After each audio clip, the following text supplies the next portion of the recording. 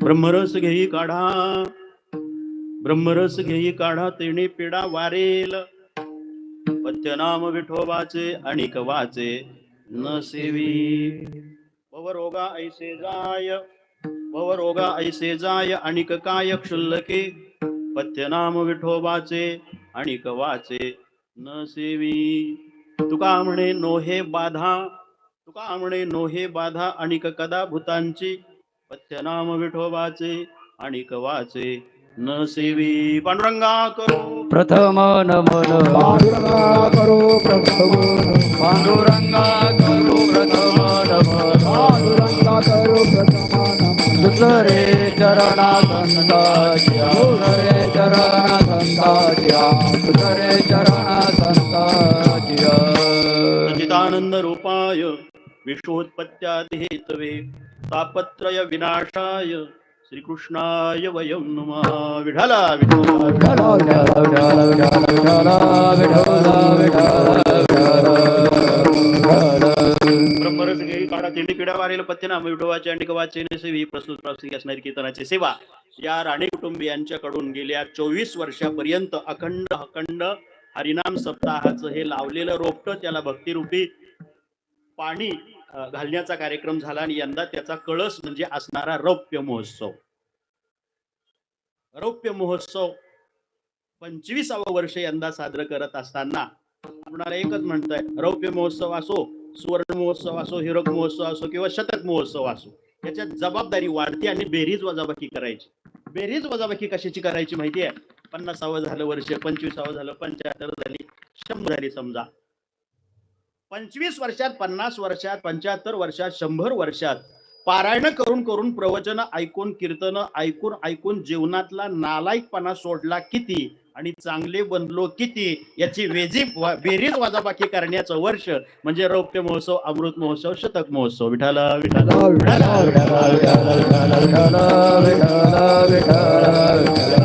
रौप्य महोत्सव हे भव्य दिव्य अशा स्वरूपाचं वर्ष साजरं करत असताना हे द्वितीय दिवसाची कीर्तन सेवा आहे.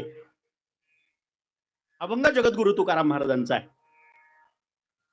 तुम्हा आम्हा सर्वांना झालेल्या पण माहीत नसलेल्या एका रोगावरचं औषध म्हणजे हा प्रस्तुतचा तुकाराम महाराजांचा अभंग. विठ्ठल विठ्ठल. पुन्हा एकदा थोडीशी ओळख करून घ्या आपल्याशी अभंगाची. तुम्हा आम्हा सर्वांना झालेल्या पण माहीत नसलेल्या एका रोगावरचं औषध म्हणजे ही तुकोक्ती आहे. हा तुकाराम महाराजांचा अभंग आहे. आता ओळखलं, औषध आहे एवढं तरी कळलं ना. हा अभंग म्हणजे एक औषध आहे. रोग झालेला आहे पण माहीत नाही, हे रोगाचं वैशिष्ट्य आहे. रोग झालेला आहे पण माहीत नाही. बर, रोग झाला तरी दुःख, आणि तो झालेला माहीत नाही झाला तरी दुःख, हे सूर्यप्रकाश आहे इतकं सत्य. दुःख, रोग झालेला कळला तरी दुःख वाटायला येतं, नाही कळला तरी दुःख वाटायला यायचं, ते येतच. अहोरात्र प्रपंच प्रणित अवस्थेमध्ये आम्ही दुःख उपभोगतोय. दुःख उपभोगतोय पण जीवनातला नतद्रष्टपणा स्पष्ट असा ऐका. काय नतद्रष्टपणा आहे? प्रपंच प्रणित अवस्थेत अहोरात्र दुःख उपभोगतोय पण ते दुःख माझ्या वाट्याला काय येतंय याचा विचार कधी केला नाही. आणि दुःख भोगतोय याला दुसऱ्या प्रमाणाची गरज काय आहे? दुःख भोगतोय हे इतकं सत्य, इतकं सत्य आहे की मंदिरामध्ये गाभाऱ्यात गेल्यानंतर सर्व सुखाचे आगर असणारा तो देव बाप्पा, त्याच्या बरोबर आपण गप्पा सुखाच्या मारल्या पाहिजे ना? पण नाही ना. मंदिरामध्ये गाभाऱ्यात परमात्म्याच्या समोर गेल्यावर तो सुखरूप आहे, सुखाच्या गप्पा मारल्या पाहिजे, पण आपण त्याच्या बरोबर सुद्धा दुःखाच्याच गप्पा मारतो.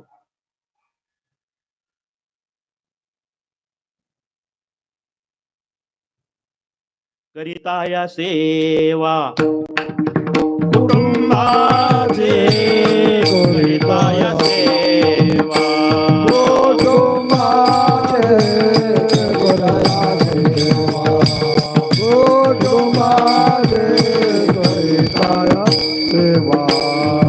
संसार तापे तापलो देवा, करिता या सेवा कुटुंबाचे, करिता या सेवा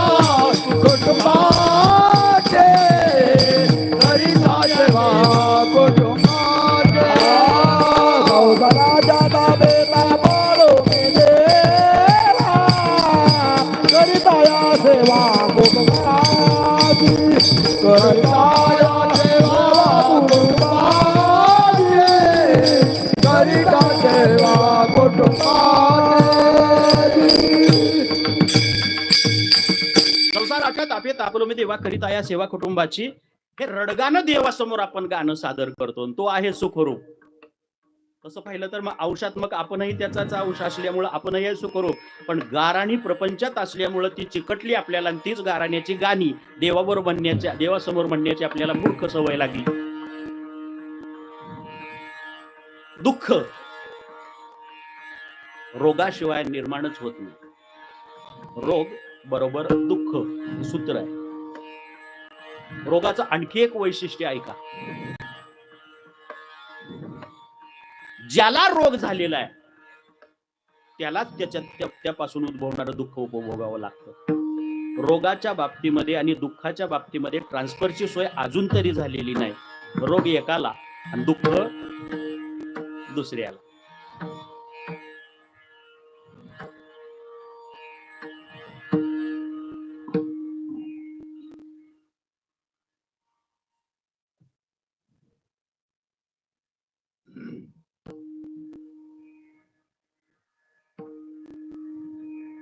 हरी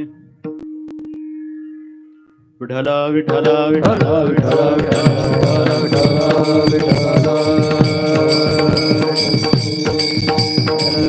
रोग एकाला आणि त्याच्यापासून निर्माण होणारं दुःख दुसऱ्याला. असं काही सोय झाली का अजून नाही.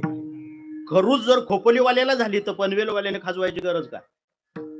ज्याला रोग त्यालाच दुःख. तुमच्या मला रोग झालेला आहे आपल्याला पण माहित नाही आणि दुःख मात्र उपभोगतोय. कधी शांत निवांत एकांतात बसूनच विचार केला नाही माझ्या वाट्याला येणारं दुःख का येत आणि हे संपणारच नाही का. गीता तत्वामध्ये सांगितलेलं प्रभुमुखातून बाहेर पडलेलं शब्दांकन शाश्वत आणि चिरकाल टिकणारं सुख ज्याला म्हणतात ते मिळणारच नाही का. हे दुःख नाही संपत का. रूट आउट होत नाही का. समूळ नष्ट होणार नाही का. कधी विचार केला नाही तुम्ही. काही लोकांनी विचार केला. तुकाराम महाराजांच्या काळातली चौकची लोक होती ती 10-15 जण होती.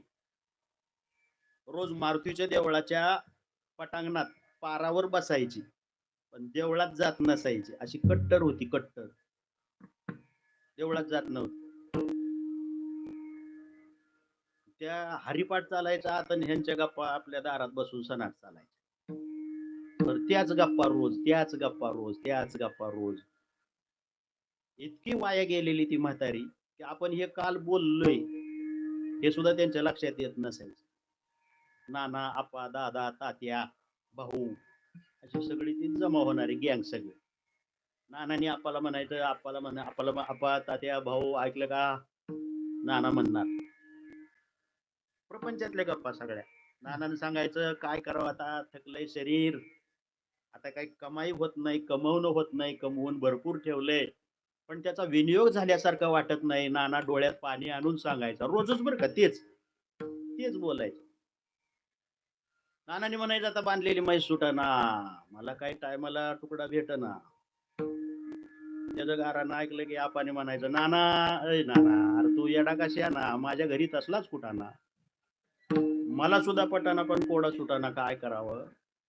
एवढी गडगंज संपत्ती यांच्यासाठी बनवून ठेवली कमवून ठेवली पण मला आता वेळेला भाकरी सुद्धा मिळणं मुश्किल आहे.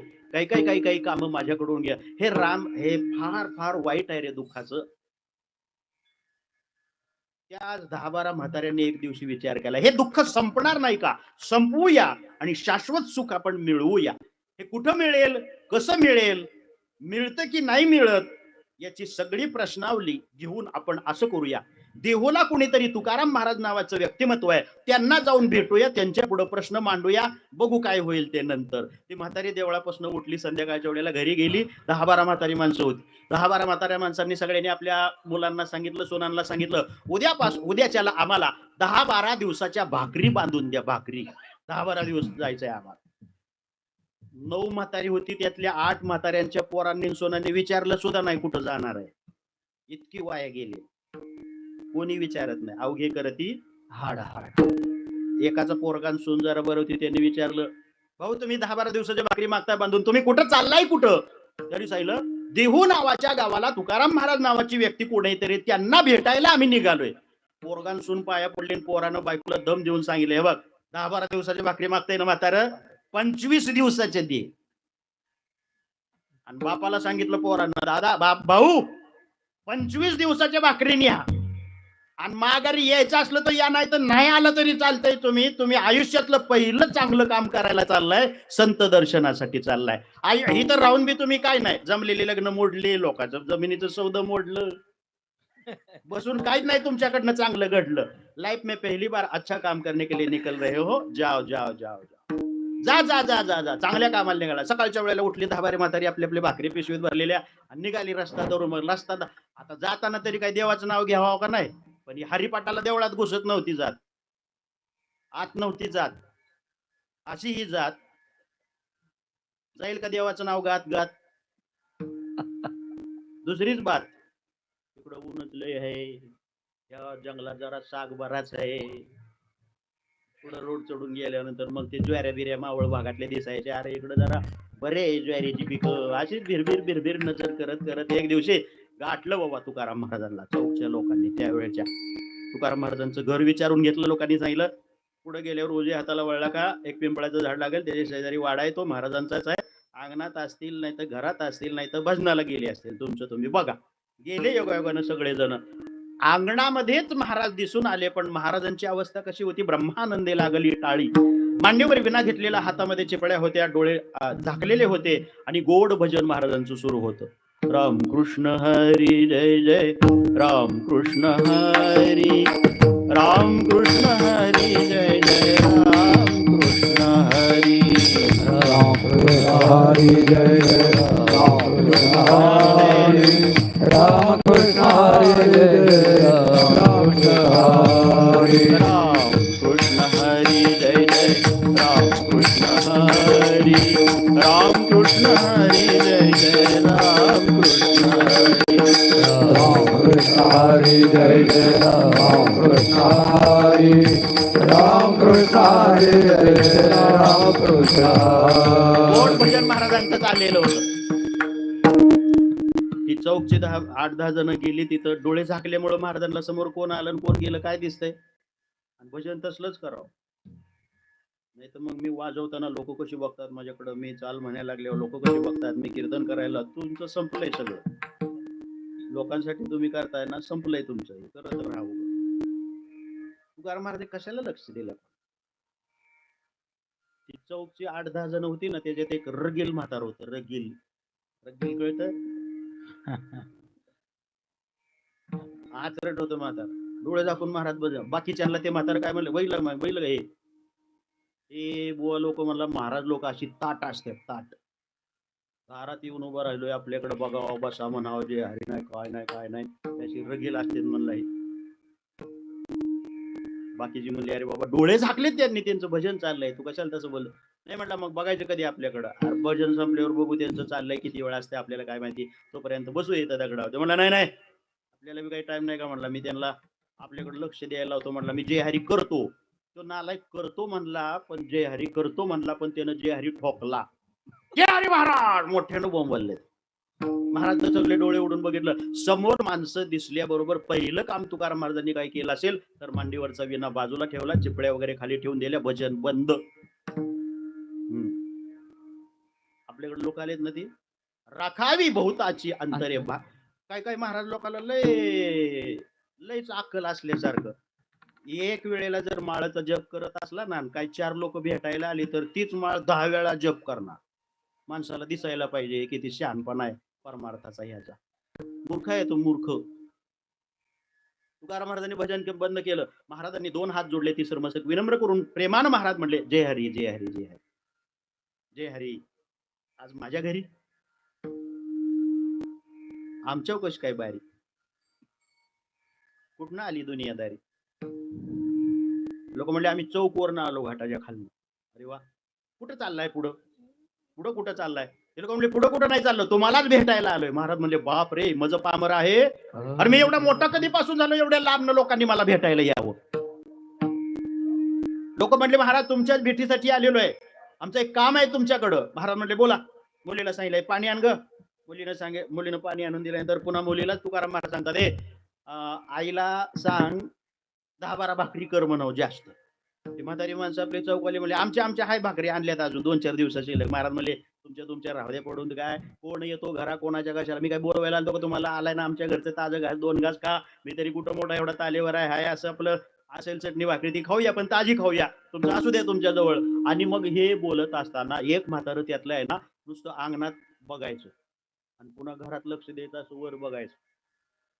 महाराज म्हणले काय चाललंय तुझं. नाही म्हणलं मी काय म्हणतो ती दारात बांधलेली म्हैस कोणाची आहे. महाराज म्हणले आमचीच आहे. हे घर कोणाचं आहे. महाराज म्हणले हाय बापजारी असं आमचंच आहे. हे पाणी देऊन गेलेली मुलगी कोणाची आहे. महाराज म्हणले ती पण माझीच आहे आणि तिला आई बी आहे. तुझं म्हणणं काय. ते लागलं म्हातार बोंबलायला. ओ महाराज म्हणले हो हो कशाला शिमगा करतो घरा काय तुला झालं काय. म्हणलं असलीच म्हैस असलंच घर असलीच बायका पोरं आणि शेतीवाडी. महाराज म्हणले ती आहे माझी राहिली थोडी. म्हणलं मग असलीच शेतीवाडी अशी बायका मोरं ही म्हैस बायका पोर हे सगळं माझ्याकडे बी आहे ना. म्हणला आमच्या सगळ्याकडे आहे थोडं थोडं हे असलं पण आम्ही सुद्धा मग असाच गाडग्या मडक्याचा गुराढोराचा बायका पोरांचा प्रपंच जर आम्ही करतोय तर आमच्या मुखाकडे बघावं आमच्या तोंडाकडे बघावं आणि तुमच्या तोंडाकडे बघावं. महाराज किती असं फ्रेश दिसतोय चेहरा तुमचा. तुमचं मुखकमल किती सुहास्य वदन दिसतंय. चिंतेची एक रेषा सुद्धा तुमच्या चेहऱ्यावर कपाळावर उठलेली नाही. आणि आमच्या तोंडाकडे म्हणजे कायम आमचं असंच आहे. पोरीचं कल्याण झालं तसंच पोराचं कल्याण झालं तरी आमची कोळशेवाडी तशीच. कितीही चांगलं पीक पिकलं पैसा आला तरी आमचं आहे तसंच फोडिली गोवरी असं आमच्या तोंडाचं वर्णन आहे. तुमच्याकडे बघितलं तर वाटतच नाही तुमच्या वाट्याला काही दुःख येत असेल. महाराज हसले म्हणले बाबा दुःख आनंदे निर्भर असो भलते ठाई ही आमची ख्याती आहे. आमच्या स्वप्नात सुद्धा दुःख येत नाही. लोक म्हणले बापरे किती फरक आहे महाराज. मग तुमच्या स्वप्नात सुद्धा दुःख नाही आणि आमच्या स्वप्नात सुद्धा सुख कधी आलेलं नाही. असं का घडतंय हाच आमचा मूळ मुद्दा आहे. आमच्या वाट्याला फक्त दुःख दुःख दुःख दुःख आणि दुःख आणि प्रपंच करत असताना तुमच्या वाट्याला मात्र दुःख नाही स्वप्नात सुद्धा. असं का घडतंय. महाराज म्हणले त्याचं कारण एक आहे. एक कारण मात्र असं आहे त्याचं की तो गाडग्या मडक्याचा बायका पोराचा प्रपंच जो तुम्ही करताय आणि मी पण करतोय ना. मी करतोय ती माझी भूमिका वेगळी आहे. माझी भूमिका आहे नोकराची. ऐका नीट. नोकर ही भूमिका मी स्वीकारलेली आहे आणि तुम्ही मालकाच्या भूमिकेमध्ये घुसलाय म्हणून तुमच्या वाट्याला दुःख आहे. थोडक्यात याचं एक्सप्लेनेशन असं महाराजांनी केलं त्यांच्या समोर मांडलं स्पष्टीकरण. मी कामगार या भूमिकेत शिरून हा प्रपंच करतोय. एक बायको 2 मुलं 1 मुलगी समजा काय असेल ते आणखीन असणारा शेतीचा थोडा भाग बैलजोडी हे सगळं जे आहे ना हे सगळं देवानं मला सांभाळायला हे पाठवून दिलेलं आहे. भगवान परमात्मा मालक आहे मी त्याचा नोकर. घरदार बायका मुलं थोडी शेतीवाडी हे सांभाळायला भगवान परमात्म्यानं मला पाठवलंय. मी त्याचा नोकर आहे. हे सगळं आहे ते त्याचं आहे. नोकर मी आहे मालक तो आहे. मी कामगार आहे. श्वास हा मला त्याच्याकडून मिळणारा पगार आहे. महाराज म्हणतात श्वास हा मला त्याच्याकडून मिळणारा पगार आहे. त्याच्यावर माझं भागतंय त्याच्यावर मी जगतोय. माझे कान तिकडं आहे. ज्या दिवशी तो हाक मारेल बायका पोरं गाडी घोडी माडी सगळं इथं टाकायचंय आणि त्यानं हाक मारेबरोबर तिकडून निघून जायचंय. माझा म्हणून मी केला नाही त्याचा नौकर म्हणून मी संसार केला म्हणून माझ्या वाट्याला दुःख नाही. ही विहीर माझी शेतीवाडी माझी बायको माझी मुलं माझी बैल जोडी माझे सगळं ममत्व तिथं दाखवून माझं म्हणून तुम्ही करताय ना म्हणून तुमच्या वाट्याला दुःख येत असेल. महाराजांनी स्पष्टीकरण दिलं. लोक म्हणले महाराज मग हे दुःख नाही संपणार का. महाराज म्हणले दुःख संपवायचं बघू नंतर. तुमच्या वाट्याला दुःख कधी येते तर तुम्ही विचार केला का कधी. लोक म्हणले नाही कधी विचार केला. मग महाराज म्हणले मी तुम्हाला त्याचं उत्तर देतो. तुम्हाला झालेला एक महाभयंकर रोग आणि रोगामुळे वाट्याला येतंय ते दुःख. रोग झाला म्हटलेलं सहन नाही झालं त्याचा उपचार लोकांना. महाराज तुम्ही का डॉक्टर लागून गेले का. बरं असले डॉक्टर तरी आमचे काही नाडी कान नाक डोळं काहीच नाही तपासलं. तुम्ही तिकडं आम्ही इकडं डायरेक्ट रोगी म्हणताय राव. आम्हाला राग आला याचा. महाराज म्हणले दुःख वाट्याला येतंय याचा उलट बाजू रोग झालेला आहे. रोगाशिवाय दुःख वाट्याला येतच नाही. पण आम्हाला कसं माहित नाही. हेच त्या रोगाचं वैशिष्ट्य आहे म्हटले महाराज. रोग झालेला आहे पण तुम्हाला तो कळलेला नाही माहित नाही. पण म्हणले आम्हाला रोगी म्हणत असताना तुम्ही तपासणी. महाराज म्हणले तपासायला पाहिजे का. चला तुमचे आता चेकअप घेतो मी. चला तुम्ही इथं माझ्याकडे देहूला का आला. लोक म्हणले सुख मागायला. तुमच्या वाट्याला काय येतंय सध्या. लोक म्हटले दुःख येतंय, कुठं येतंय? चौकच्या घरी येतंय. महाराज म्हणले ठीक आहे, मग सुख मागायला देहूच्या दारी माझ्या घरी आलाय ना तुम्हाला, अनवेक्ष आता सर्वानंब परित्यागी योमद भक्त समे प्रिया दयाची ठाई पांडवा अपेक्षा नाही गावा सुखाची चढावा जयाची असणे या पदाची आम्ही आहे. तुम्हाला सुखाच्या राशीवर खेळायला सोडतो, पण एक काम करा. दुःख कुठं येतंय? लोक म्हणले चौकच्या घरी. महाराज म्हणले तिकडं जाऊच नका माघारी, इथं देहूच सुख देतो जे तुम्हाला पाहिजे ना, शाश्वत आणि चिरकाल जीवनाच्या शेवटच्या श्वासापर्यंत ते सुख तुमची संगत सोडणार नाही. जीवनांतापर्यंत शाश्वत टिकणारं सुख तुम्हाला मी इथं देतो. घरी माघारी जाऊ नका म्हणले होते. कावरी बावरी झाली गेलेली चौककर. चौकची म्हातारी माणसं कावरी एक जण दुसऱ्याला म्हणलं आता बरं आहे का म्हणलं, घरीच जाऊ नका म्हणतात. आता काय बैल हिरी ढकलून द्यायची का, बाय कुणरड दाबून मारायची का, काय करायचं काय, इकडे जाऊच नका म्हणतात माघारी. एक जण म्हणला महाराज मला तर सुखच पाहिजे, मी तुमच्याकडे थांबलो असतो, पण काय भानगड आहे, मुलीचं लग्न जमले, सगळे पै पाहुण्याला निमंत्रण देऊन ठेवलंय, त्यांचं सगळं ते उरकलं नाही, एकदा मुलगी पाठवणी केली का मी तुमच्याकडेच येणार. दुसरा म्हणला महाराज याच्यासारखं माझं नाही, माझं घोंगडं कशात गुतलं माहितीये का, मला घरी 2 बैल आहेत आणि त्या बैलांना सोडायला बांधायला माझ्याशिवाय कोणी चालत नाही, त्या बैलांचं काय माझ्याशिवाय चालत. अशी बैल बरीच असतात. तिसऱ्यानं निराळाचा आणखीन मुद्दा काढला, महाराज यांच्यासारखं माझं मॅटर नाही, माझं मॅटर वेगळं असं आहे महाराज, मला तो सुखच पाहिजे, मी तुमच्याकडेच राहिलो असतो, नसतो माघारी गेलो, पण अडचण काय म्हटला, मला 2 मुलं आहेत आणि ती मुलं अजून लहान आहेत. ती मुलं एकदा मोठी झाली, कमवायला लागली, त्यांच्या पायावर उभा राहिली आणि त्यांनी लाता घातल्या की मी देवळातच. वारी सांगा, पारायण सांगा, काही सांगा, मी तुमच्या बरोबरच आहे. बारा म्हणले थांबा, कोण कशात गुंतलाय, पण ते प्रपंचाचे हिस्से आहेत.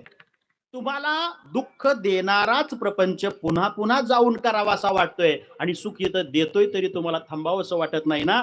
प्रपंचावर तुमची असणारी ती माया आहे, यालाच ममत्व म्हणतात. आणि दुःख येण्याचं दुसरं कारणच नाही, तुम्हाला झालेला जो रोग आहे त्या रोगाचंच नाव आहे माया नावाचा रोग. चौकवाल्यांनी कोपरापासून हात जोडले. महाराज एवढं स्पष्ट करून असं विस्कटून आम्हाला कोणी सांगितलं नव्हतं. पटलं राव, दुःख देणारा संसार पुन्हा पुन्हा आम्ही करायला मागतोय, जावं असं तिकडे वाटतंय. आमची माया आहे, ममत्व आहे आमचं, माया नावाचा रोग झालाय कबूल. आता तुम्ही डॉक्टरच्या भूमिकेतच जर घुसला आहात तर महाराज एक काम करा, आमच्या वाट्याला जो माया नावाचा रोग आहे ना तो समूळ नष्ट व्हावा, याच्याकरता तुमच्याकडे काही औषध आहे का? महाराज म्हणले हो, आम्ही वैद्य आहे ना, औषध द्यायलाच बसलोय. माया नावासारख्या फार भयंकर मोठ्या असणाऱ्या रोगावर आमच्याकडे एक औषध आहे. लोक म्हणली सांगून टाका लवकर मग ते औषध. आता 10:15 वाजल्या, सांगा लवकर औषध. महाराजांनी वेळ नाही दवडला. त्या लोकांना मायेच्या रोगापासून फार पूर्ण रोग नष्ट होऊन सुखरूपता प्रदान व्हावी याकरता महाराजांनी अगोदरच बनवून ठेवलेलं एक औषध, त्या औषधाचं महाराजांनी केलं शब्दांकन आणि तेच आहे अभंगाचं पहिलं चरण. ब्रह्मरस घेई काढा, ब्रह्मरस घेई काढा,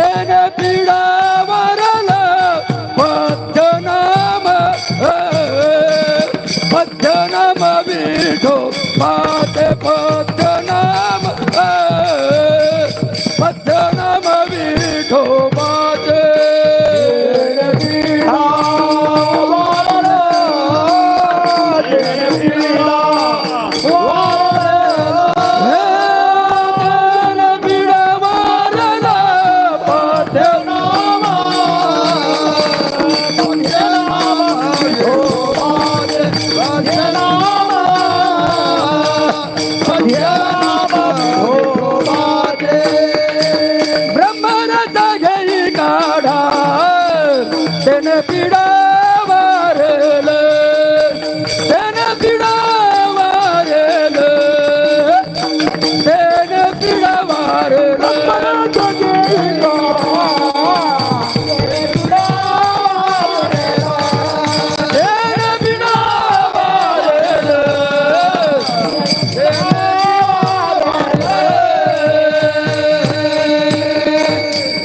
महाराज म्हणले काही नाही, सोपं औषध आहे माझ्याकडं, ब्रह्मरस हे औषध घ्या, करा सेवन हा ब्रह्मरसाचा काढा. ब्रह्मरस घेई काढा तेडे पिढा वारेल. वारेल शब्द फार समय सुजकतेनं महाराजांनी वापरलेला. पिढा जाईल म्हटले असते तर, पिढा जाईल म्हटले असते तर पिढा गेली समजा, तर गेलेली पिढा येते. फॉर एक्झाम्पल, रामभाऊची बायको माहेरला गेली, बायको म्हणतोय आता पिढा नाही, रामभाऊची बायको माहेरला गेली, गेली म्हणल्यावर महिना 2 महिने 4 महिने 6 महिने नका होईना ती माघारी येणार आहे, कारण ती गेलेली आहे बायको. पण तेच उदाहरण उलट करा, रामभाऊची बायको वारली, वारली म्हटल्यावर कुठं उरली? रेल्वेने येईल का, विमानाने येईल का, बसने येईल का, टेम्पोने का, येऊ शकणार नाही, कारण ती वारली, रूट आउट, राख झाली, तिची राख झाली, ती उरलीच नाही, म्हणून तिला म्हणायचं वारली. तुकाराम महाराज म्हणतात ब्रह्मरसाचा काढा जर तुम्ही नित्यनेमानं सेवन कराल ना, तर तेने पिढा वारेल. हा माझा शब्द आहे तुमचा. पिढा समूळ नष्ट होईल, शाश्वत आणि चिरकाल टिकणारं सुखच तुम्हाला मिळेल. केवळ आणि केवळ आनंद त्याच्यातून निर्माण होईल, आणि त्या आनंदात तुम्ही असे निमग्न, स्पिरिच्युअल एक्सपिरियन्स ज्याला म्हणतात, गूढ गम्य आनंद, असा आनंद. हे असलं, आमची भाषा नाही कीर्तनाची बरं का, दिदीची भाषा. गूढ गम्य आनंद, एकट्या एकट्याने आता निवांत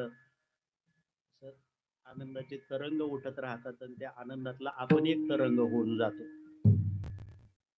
त्या आनंदातला तरंग होऊन जात असतानाच अनेक जण तरंगत जातात, त्याला आम्ही पंढरीची वारी म्हणतो. विठ्ठल विठ्ठल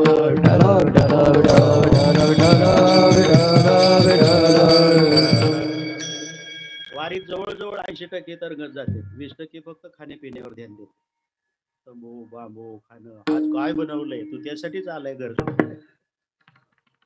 नाट किती पाठ आहेत हे कळत विचारा की एकमेकाला. तुकाराम महाराज म्हणतो तो आनंद मिळेल. ब्रह्मरसाचा काढा सेवन करा. ब्रह्मरस, रस आहे हा ब्रह्मरस. हा काढा ॲलोपॅथीमध्ये नसतो, आयुर्वेदात असतो. आयुर्वेदात शास्त्रात आणखी काढ्याचा नियम असा आहे, एका घटकाचा, एका वस्तूचा काढा होत नाही, किमान 2, 3, 4, 5, मग 1000 मिसळ काढा तयार होईल. चहाचा काढाचा आहे एक प्रकारचा, आपण घेतो चहाचा काढा, त्याला सुद्धा काय गुळ म्हणा, साखर म्हणा, पावडर, पाणी, दूध, शेवटी जाळ, एवढे घटक एकत्रित आल्यानंतर चहा नावाचा काढा होतो. ब्रह्मरसाचा काढाही तसाच आहे. तुकाराम महाराज म्हणतो ब्रह्मरसाचा काढा सेवन करा, पण तो काढा कशातून येतो, कसा निर्माण होतो, त्याचं सुद्धा साहित्याची यादी आहे. लावणी मृदंग श्रुती टाळ घोष, श्रुती टाळ घोष, लावणी मृदंग श्रुती टाळ घोष, श्रुती टाळ घोष, देव ब्रह्मरस आवडीने, देव ब्रह्मरस आवडीने, देव ब्रह्मरस आवडीने. लावणी मृदंग श्रुती टाळ घोष. लावणी मृदंग, मृदंग लावलेला, आणि श्रुती म्हणजे विना, तिसरी गोष्ट टाळ, आणि चौथा एक घटक त्याच्यात मिसळायचा येतो, देवाच्या नावाचा जयघोष. या 4 गोष्टी एकत्रित आल्यानंतर जो रस तयार होतो त्याला म्हणतात ब्रह्मरस. हा ब्रह्मरसाचा काढा तुम्ही सेवन करा, पिढा समूळ नष्ट होईल. आता चौकच्या लोकांना एवढं सांगितल्यानंतर पटून आपलं उठून यायचं का नाही? कशी घेतील पटून? एकानं आणखी शहाणपणा केला, म्हणला महाराज औषध लक्षात आलं, ब्रह्मरसाचा काढा लक्षात आला, पण हे औषध तुम्ही ह्याच्या अगोदर कोणाला दिले का आमच्यावर प्रयोग चाललाय? प्रॅक्टिकल आहे, नमुन्याला आम्हाला वापरताय का? मग चिडले जरा महाराज, मूर्खासारखं बोलतो, हे औषध आजचं आहे का? म्हणा मला काय माहिती, दिलंय का कोणाला अगोदर? ऐक रे, तू कलियुगातला, मी कलियुगातला, रामकृष्ण हरी हा आजचा आहे ब्रह्मरस कलियुगातला. तुला वाटतं का आजचाच आहे हा ब्रह्मरस? युगायुगामध्ये चालत आलेला आहे ब्रह्म. या कलियुगाच्या अगोदर असणारा द्वापार युग, द्वापार युगामध्ये ग्वालबाल कृष्ण कन्हैया, कृष्ण नामाचा होता ब्रह्मरस, आणि सेवन करणाऱ्या असंख्य गोप गोपिकांच्या सह त्याचे सगळे सौंगडे आणि पूर्ण दुनिया त्या कृष्ण नामाचा ब्रह्मरस सेवन करत होते त्रेता युगामध्ये. श्री श्याम जय श्याम जय जय श्याम, श्री श्याम जय श्याम जय जय श्याम श्री श्याम जय श्याम जय जय श्याम श्री श्याम जय श्याम जय जय श्याम. म्हणला झालं आपलं काम. त्रेतायुगात सुद्धा द्वापार युगात सुद्धा ब्रह्मरस होता. म्हटला मी गाढवासारखं तुम्हाला मूर्खासारखं विचारलं हे औषध कधीच आहे. द्वापार युगात होतं म्हणले, आता कलियुगात घ्यायला काय. महाराज म्हणले थांबा, आता सगळ्या युगाचा पुरावा तुला देतो तसा सोडत नाही. द्वापार युगाच्या अगोदर असणारा हे त्रेतायुग. त्रेतायुगामध्ये भगवान अकारण करुणावरुणालय भक्तवांचित कल्पतरू परमात्मा श्री राम सकल जीवांचा जो होता आराम, त्या रामांचं होतं जे नाम, तो होता त्रेतायुगातला ब्रह्मरस. भज मन राम राम राम मेरे राम राम राम, भज मन राम राम राम मेरे राम राम राम, भज मन राम राम राम मेरे राम राम राम, भज मन राम राम राम मेरे राम राम राम, भज मन राम राम राम मेरे राम राम राम, भज मन राम राम राम मेरे राम राम राम, राम राम जय श्री राम. भज मन राम राम राम मेरे राम राम राम, मेरे राम राम राम मेरे राम राम राम, मेरे राम राम राम मेरे राम राम राम, भज मन राम राम राम मेरे राम राम राम, भज मन राम राम राम मेरे राम राम राम, मेरे राम राम राम, भज मन राम राम राम मेरे राम राम राम. कलियुगात आहे, द्वापारात होता, त्रेता युगामध्ये सुद्धा होता. महाराज म्हणले त्याच युगामध्ये ब्रह्मरस होता असं समजायचं काय कारण नाही. सत्ययुगामध्ये सुद्धा ब्रह्मरस होता. एक दोन जण म्हणले महाराज सत्ययुगात ब्रह्मरस असेल पण सेवन करायला कोण होत. महाराज म्हटले सत्ययुगामध्ये ब्रह्मरसाचं सेवन करणाऱ्या बाबाचं नाव हरिपाठामध्ये आहे.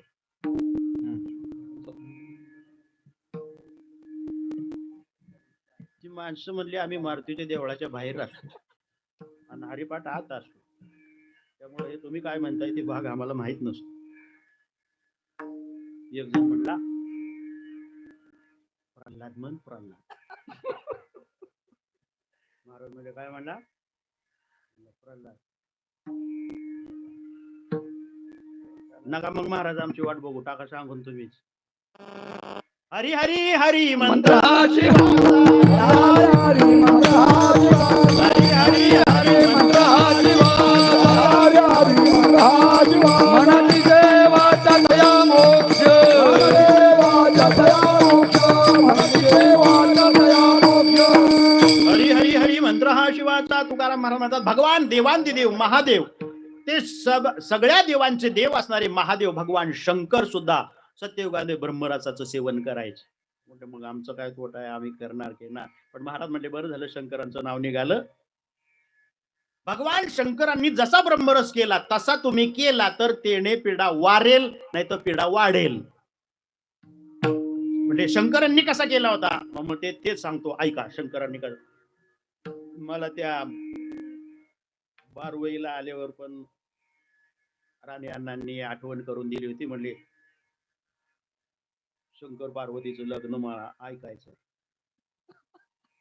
पुन्हा कुठेतरी आलो तो वय चिंचोलीला मध्ये आलतो, तिथं पण अण्णा आलते, तिथं पण म्हणले पण मी आपलं दुसरंच आपण घेऊन दुसरंच आपलं करत. आता हे तर सर टाळून चालायच नाही, त्यांच्या दारातला खेळ आहे. नाही सांगावं तर तसंच निघ खाती. भगवान शंकरांनी जसा ब्रह्मरस केला तसा सेवन केला तर पिढा वारेल. शंकरांनी कसा केला, आपल्या जीवनामध्ये कसलेही प्रसंग आले जरी तरी नामस्मरण किंवा ब्रह्मरस सेवन करण्यापासून परावृत्त व्हायचं नाही. बघा भगवान शंकरांच्या जीवनामध्ये पहिला प्रसंग आला पत्नीचं निधन. सती जी होती सती वडिलांच्या दक्ष राजाच्या यज्ञामध्ये जाऊ नको म्हणत असताना ती हाताला पेटली आणि गेली. भगवान शंकरांनी 2 सेवकांना तिच्या बरोबर पाठवून दिलं. तिथं गेल्यानंतर तिनं बघितलं, बहिणी बोलत नाही, आई बोलत नाही, वडिलांनी बघितलं नाही तिच्याकडे. आली कधी काय काय काय काय ते म्हणले माझा अपमान होईना का, चला आले मीच हाताला पेटून इकडं. आणि मग यज्ञ मंडपामध्ये गेल्यानंतर तिनं बघितलं ब्रह्मदेवाच्या नावाचं कुंड आहे, विष्णूंच्या नावाचं कुंड आहे, बरेच सगळे देवांचं, इंद्राच्या नावाचं कुंड आहे. आता तिनं ब्राह्मणांना चौकशी केली, भगवान महादेवांच्या नावाचं यज्ञकुंड कुठं आहे?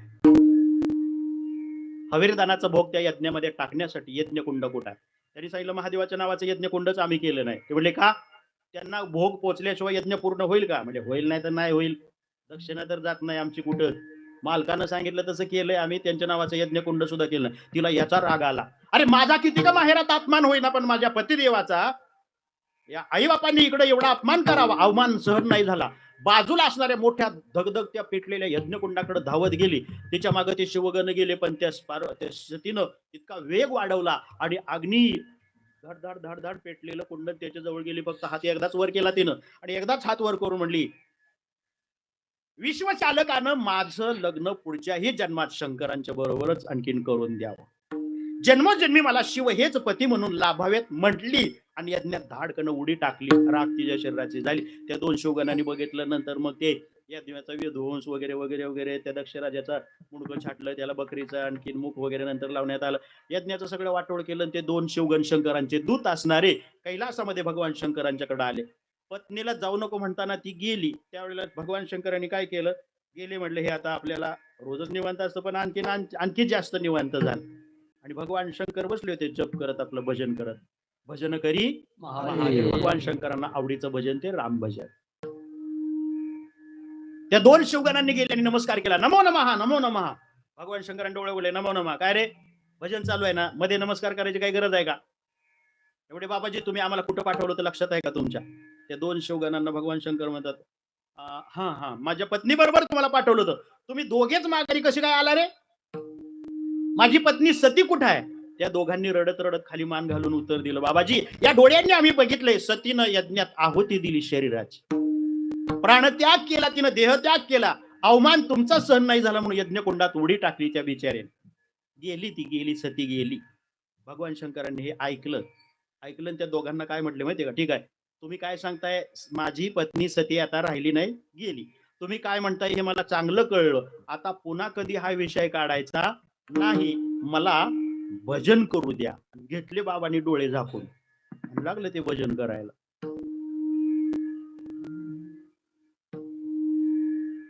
हे ऐकायला बरं आहे. डोळे झाकून भजन करायला लागले. कधी? बायको. हे बघा, कट्टरपणाचा आव भजनेने आणणं वेगळं आणि असणं वेगळं. उग कमरेला उपारणी बांधून लोकाला उगाच उड्या मारून दाखवता येईल, हरिपाटला नाचून करता येईल, मी लय मोठा कट्टर भजनी असल्यासारखं दाखवता येईल, तुम्हाला त्याची परीक्षा घ्यायची का? हरिपाटाला लय उड्या मारत असलं, अर्धा हरिपाठ त्याचा होऊन द्यायचा आणि मग मागणं कोणीतरी यायचं आणि त्याच्या कानात सांगायचं, बुवा तुमची बायको मेली, काय ताकद आहे त्याचा राहिलेला हरिपाठ पुरा करायची. माणसं तुडवत घर गाठेल. शंकरांच्या लायकीचं लागून गेला का?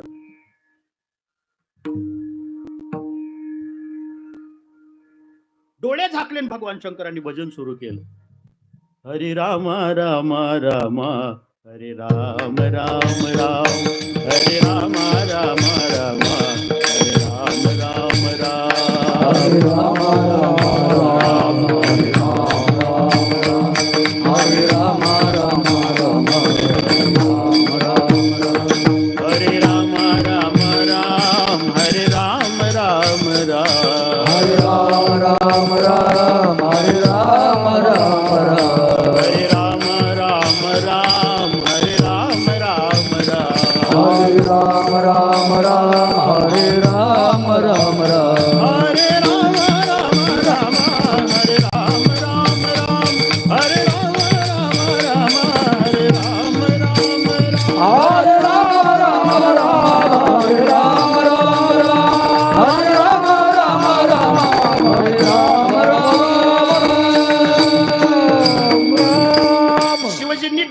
यांनी भजन करायला सुरुवात केली, ते शिवगण बाजूला निघून गेले.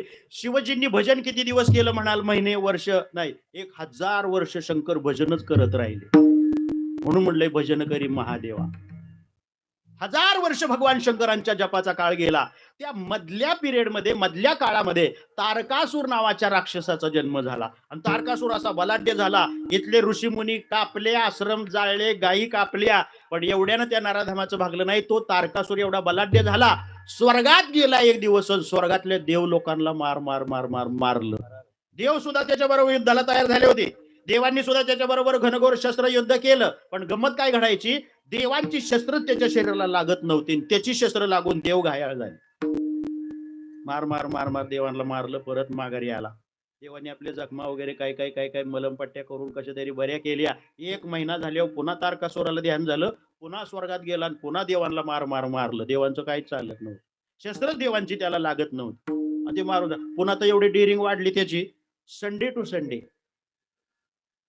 महिन्यातनं 4 वेळा जायचं, देवांना ठोकून माघारी यायचं. आणि देव असे शहाणे, ते मारून गेल्यावर मिटिंग घ्यायचे, आपण मार का खाल्ला.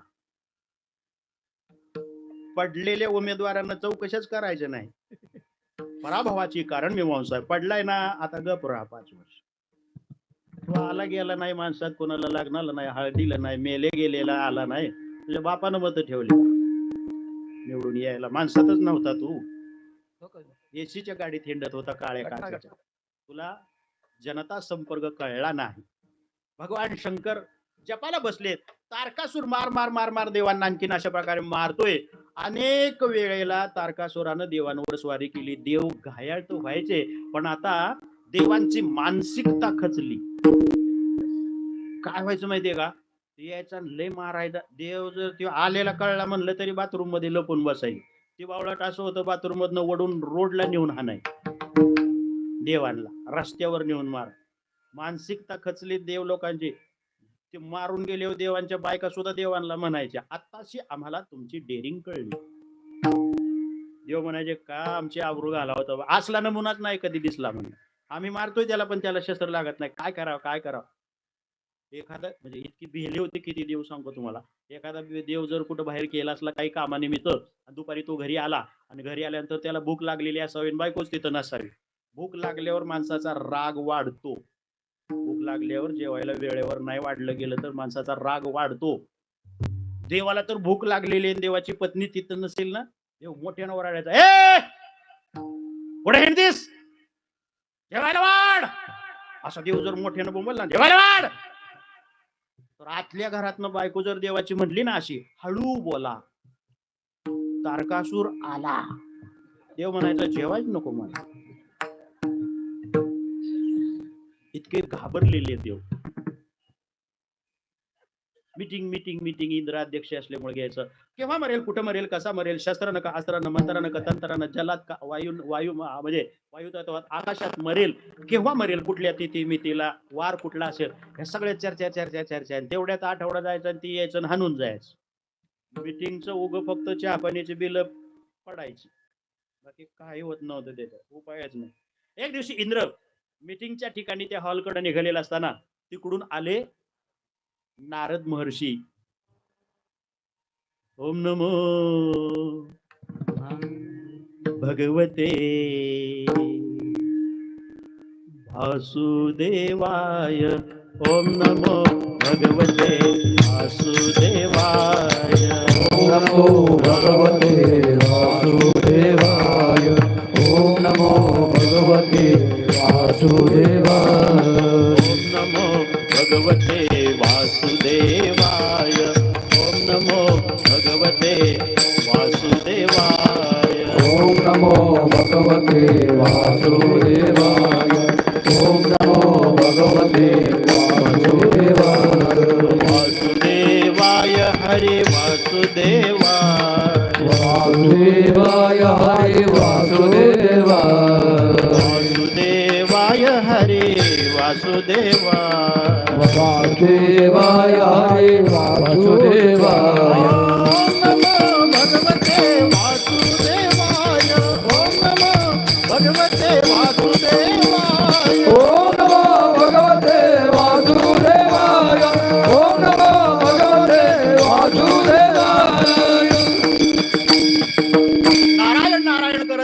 महर्षी तिकडून इंद्र चालले होते, इकडून इंद्राने नारदांना बघितलं का, नारद महर्षीला इंद्र लावून नमस्कार करतो, जय हरी महाराज, जय हरी, जय हरी, जय हरी. नारदांना आश्चर्य वाटलं, म्हणलं ही जात आपल्याला बघितल्यावर दुसऱ्या रस्त्यानं जायची पहिली. जागीरदार आता एवढं वागतंय कसं काय नम्रतेनं, जय हरी, जय हरी. नारद म्हणले, जय हरी. बाबा तुझी तब्येत आहे का बरी? इंद्र म्हणलं बरी आहे. तब्येत जरी बरी असली तरी गोष्ट बरी नाही, खरी नाही. आम्हाला बघितल्यावर पहिले तुम्ही तोंड वाकडं करायचा, आता आम्हाला बघून नमस्कार करायला लागला. एवढे ताट होता, वाकत नव्हता, इतके कसे काय वागताय? नारद म्हणले, बहुतेक मला असं वाटतं की इलेक्शन जवळ आलेलं असलं पाहिजे, कारण कसले बी ताट आता वागतात सध्या. भजण्याचं लय माग, भजण्याच्या लय माग आहे सध्या पुढारी लोक, निवडणूकवाले. बळच भजण्याला गाठणार. बरे चालले ना तुमचं? बरं आहे बाबा, आमचं पहिल्यापासून बरं आहे. आमचा बाप तो पांडुरंग आहे. चांगलं आहे, चांगलं आहे आमचं. बळच म्हणणार, खोदून खोदून विचारणार, सगळे भजनी बिजनी बरे आहेत ना? हा, मग आम्हाला कोरोना झालता तेव्हा तू कुठे गेला? आता चौकशाला भजनीला बळच म्हणणार, टाळ पकवाजा पिटे बिटे आहे ना आपलं, विना विना. नसलं तर हे पैसे घ्या आणि टाळा ना पकवाजा ना सगळं भजन बिजन नीट करा. अरे पण तुला आताच कसं सुचलं? इतके वर्ष काय तू नांगरटीत तोंड खूप असलं होतं का काय? होतं का काय? नाही नाही, टाळ पकवाज वगैरे आणा, हे पैसे घ्या. वारकरी सरळ सांगायचं, आम्ही दगड वाजवू, तुझ्या पैशाचा टाळ आम्हाला नको अजिबात. पैसा चांगला नाही. रामकृष्णारीला कसा वापरावा ते टाळ त्याच्या पैशाचा? नारद म्हणले, बाबा लयच वाकायला लागलाय. इंद्र म्हणला, बरं झालं तुमची आमची भेट झाली, आज तुम्ही आमच्या मीटिंगचे अध्यक्ष व्हा. नारद आतल्या गाठीचा माणूस, लय पक्का. नारदांनी इंद्राला विचारलं, तू म्हणतोय म्हणून येतो मीटिंगचा अध्यक्ष होतो, पण मीटिंगचा विषय काय आहे ते मला आधी सांग. हा, नाही तर बऱ्याच अध्यक्षांना माहित नसतं आपण अध्यक्षच कशाचा आहे. 5-5 वर्ष सह्यावारी पुरी केली येड्यांनी तशी. इंद्र म्हणला, विषय असा आहे, तारकासूर येतो, आम्हाला मार मार मारतो, आमची शस्त्र त्याला लागत नाही, त्याची शस्त्र आम्हाला लागतात. तो केव्हा मरेल, कसा मरेल, कुठं मरेल, तिथे मिती काय, शस्त्र अस्त्र, किंवा पाण्यात मारणार आहे का अवकाशात त्याला मारायचा, केव्हा मारणार आहे, कधी, त्याच्याबद्दल चर्चा. नारदांनी कपाळ हात लावला, म्हणजे बापरे, तारकासुराचे भानगड आहे का ही? म्हणजे हा. नारदांनी सांगितले, पहिली गोष्ट मिटिंगा बंद करा. किती मिटिंगा घेतल्या? इंद्र म्हणले, 30 मिटिंगा झाल्या. अरे काय मिटिंगा घेता, वडापाव खाता, चहा पिता, बिल सगळी मंडळाच्या नावावर मांडता, हे वागणं बरं नव्हतं. नारदांनी सांगितलं, बंद करा मिटिंगा. इंद्रा, तुमच्याच्यानं तारकासूर मरणारच नाही. इंद्र म्हणला, तुम्हाला माहित आहे का? मग मला पहिल्याच मिटिंगला बोलवायचं ना बाबा तुम्ही. मी सांगितलं असं तुम्हाला. पहिली गोष्ट लक्षात ठेवा, तुमच्याच्यानं तारकासूर मरणार नाही. 1000 वर्ष भगवान शंकर भजनाला बसले, त्यांना समाधी लागली. कुणीतरी जा त्यांची समाधी तोडा मोडा, त्यांना लग्नाला तयार करा.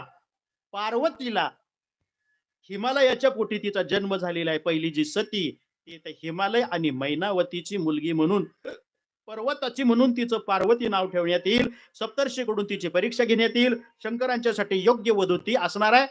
शंकरांची समाधी कुणीतरी जाऊन मोडा, त्यांना लग्नाला तयार करा. लग्नाला त्यांना तयार करून हिमालय नगरीत घेऊन जा. पार्वती बरोबर त्यांचं लग्न लावून द्या. त्या पुन्हा त्यांना कैलासामध्ये येऊ द्या. त्यांचा प्रपंच सुरू होऊ द्या. त्यांच्या प्रापंचिक अवस्थेमध्ये मग त्या शिव आणि पार्वती, शंकर पार्वतीच्या संसारात त्यांच्या पोटी कार्तिक स्वामीचा जन्म होणार आणि कार्तिक स्वामीच फक्त तारकासुराला मारणार. तुम्ही मिटिंगा घेऊन घेऊन मरणार, तुमच्याच्यानं तारकासूर मरणार नाही. इंद्र म्हटलं, मग असं करता का? शंकरांची समाधी मोडायला तुम्हीच जाता का? इंद्र म्हणलं, आमच्या ते वाटत गेलाय का? तुम्हाला मारतोय ती, आमचं घेणं काय? तुम्ही आहे ना, वेळ आले की साधू संतांना दानाला देता. राम मंदिराला लय साधू संत गेलेत दानाला. उगच नाही मंदिर उभं राहिलं, देणगीवर मंदिर उभं राहिलं असेल असं जर कोण म्हणत असेल तर त्याचा फार मोठा गैरसमज आहे. विठ्ठल विठ्ठल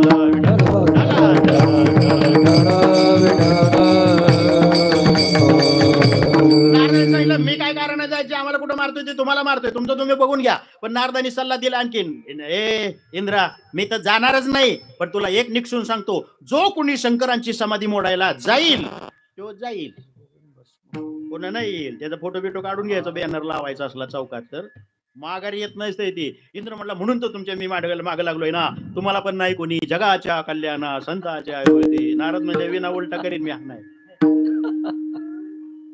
चाटाळ सारखं बोलायचं नाही. गेलं इंद्र, नारदजी निघून गेले.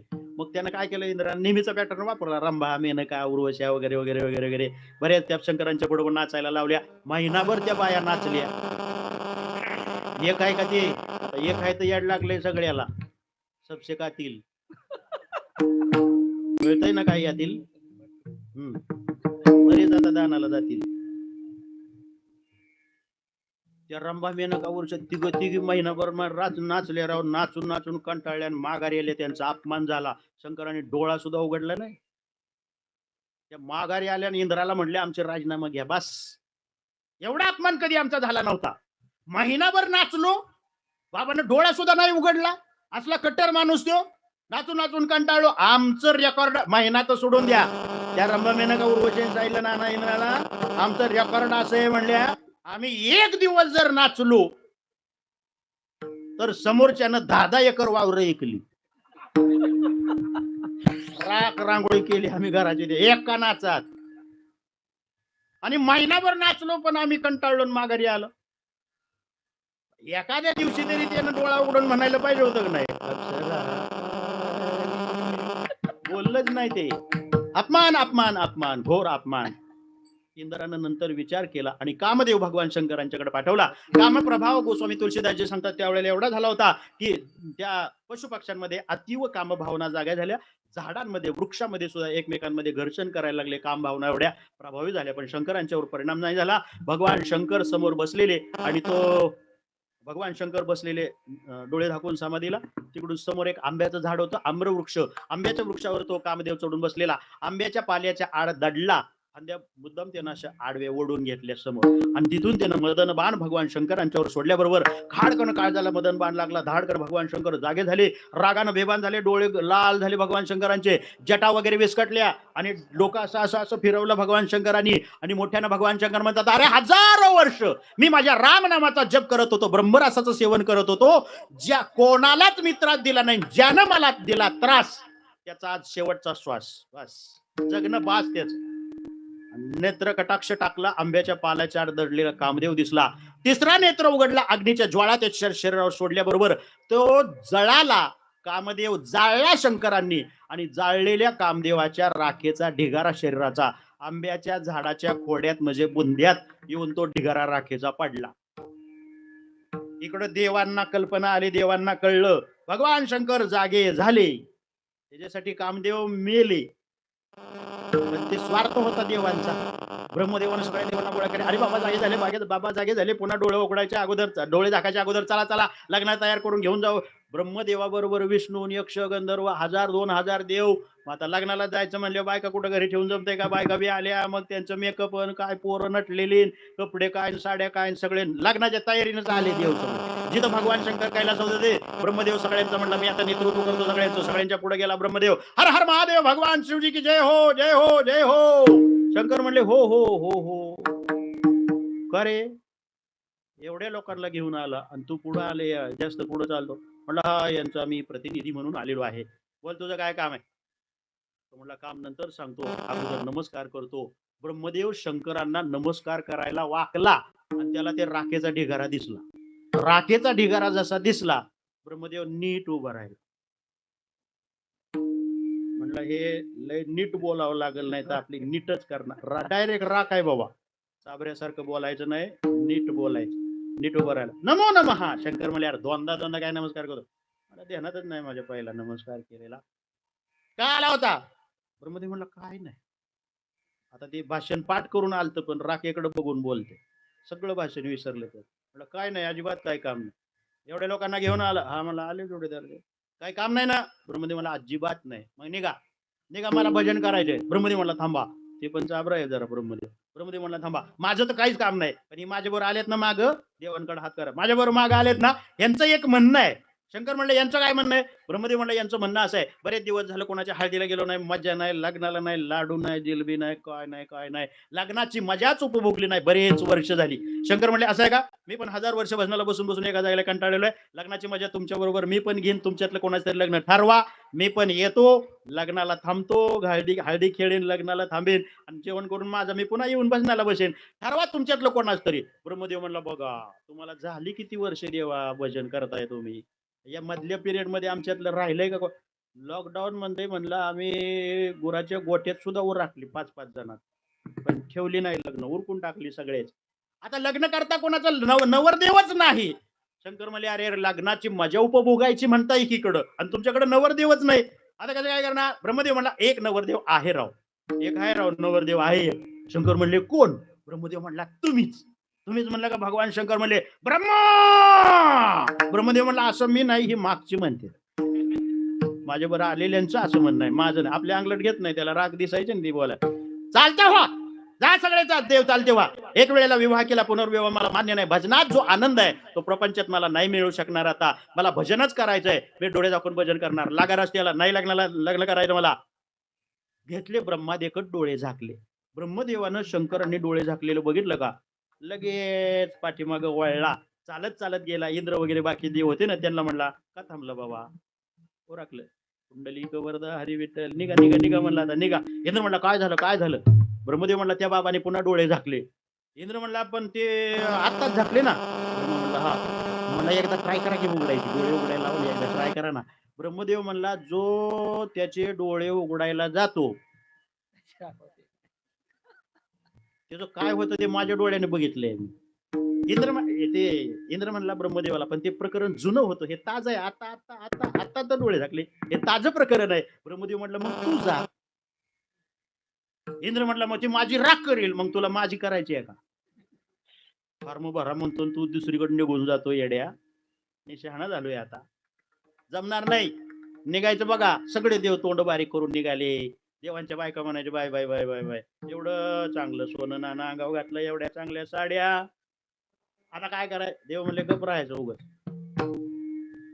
निघाले, मैलभर गेले असतील. ज्या रामरायांचं चिंतन भगवान शंकर करतात ते रामभद्र डोळ्यासमोर प्रगट झाले. भगवान शंकरांना आज्ञा दिली, निघालेल्या देवांना पुन्हा परत बोलवा, याच्यातून चांगलं निर्माण होणार आहे, माझी आज्ञा आहे. भगवान शंकरांनी रामांची आज्ञा म्हणल्यावर खाडकन डोळे उघडले, उभे राहिले. ए ब्रह्मा विष्णू इंद्रा या या या या या या या. बोलवलं ते बोलवलं, सगळे जवळ आल्यावर शंकर म्हणले मी लग्नाला तयार आहे. देव म्हणले बाबा कोणाचीच राख न करता बाबा जागा ते झाला झाला, लग्नाला तयार आहे, यायला बी तयार आहे. ब्रह्मदेव म्हणला मग चालायचं का लग्नाला? शंकर म्हणले आताच? म्हणले हा आताच. अरे पण मुलगी बघायची, ठरवायची, व्हायचं, निमंत्रण. इंद्रानं सांगितलं निमंत्रण द्यायला तुमच्या पुरवला म्हणून नारद 15 दिवस गेले तिकडं. निमंत्रण पोचले. अरे पण मुलगी कोणी बघितली? ते म्हणले आम्हीच बघितली. पसंत कोणी केले? आम्हीच केली. लग्न कधी आहे? आता चला. चला म्हणल्यावर हे बे बाबा केस विस्कटलेली कामदेवाला मारताना तशीच, जटासंभार विस्कटलेला, डोळे रागानं लाल झालेले तसेच होते, अंगाला राख फासलेली, साप सगळे अंगावर वळवळ वळव 50-60 करतात. तसाच उठला, नंदी बैलावर बसला आणि चला म्हणला चला लग्नाला. देव लोक नटलेली, वराड नटले, अन्नवर देव तसाच पारोसा, राख अंगाला फासलेले, कातड गुंडळलेलं, बैलावर बसलेला. आणि नवरदेव चला म्हटल्यावर निघालं वराड सगळं.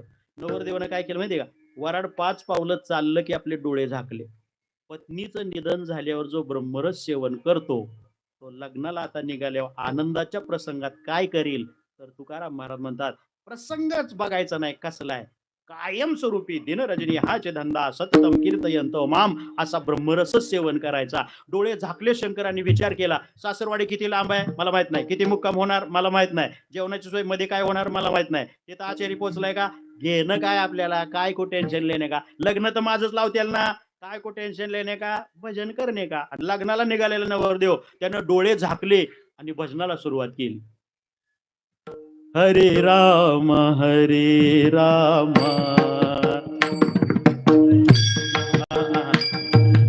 ऐक ना.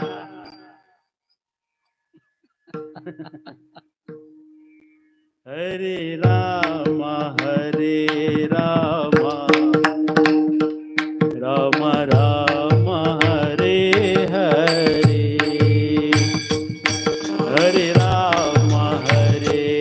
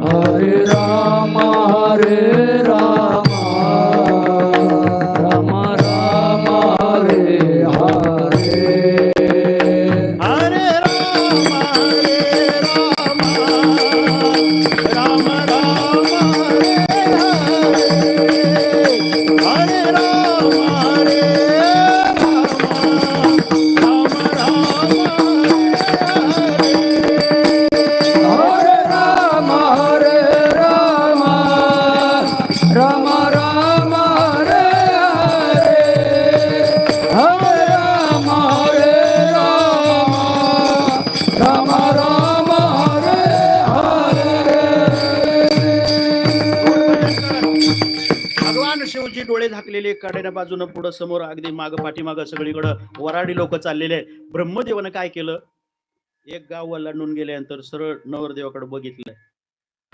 सगळी राख अंगाला फासलेली, केस विस्कटलेली, साप सगळ्या अंगावर वळा वळा वळा. त्याचे दागिने असते, साप त्याचे दागिने कायम 50-60 साप वळा वळा वळा. बघितलं की माणूस म्हणायचं पळा पळा पळा पळा. अंगीकार केला, त्याचा धिकार नाही कधी केला शंकराने. ब्रह्मदेव काय करायचा, शंकरांचं उघडं अंग बघायचं आणि आपलं कापड असं बघायचं करून. शंकर कापड आहे आपलं बाहेर, ते उघडच आहे, लग्न तर त्याच आहे. माग चाललेला ब्रह्मदेव आपल्या गळ्यातले दागिने असे लांब करून धरून बघायचा, आणि त्याच्या गळ्यातले दागिने असले. आपल्या डोक्यावर मुकुट कसला, त्याचे सगळे केस विस्कटलेले. आपला पंचा कसला, यानं कातळ गुंडळ. आपलं वाहन कसलं, यांचं हे सगळं बैलावर बसणं.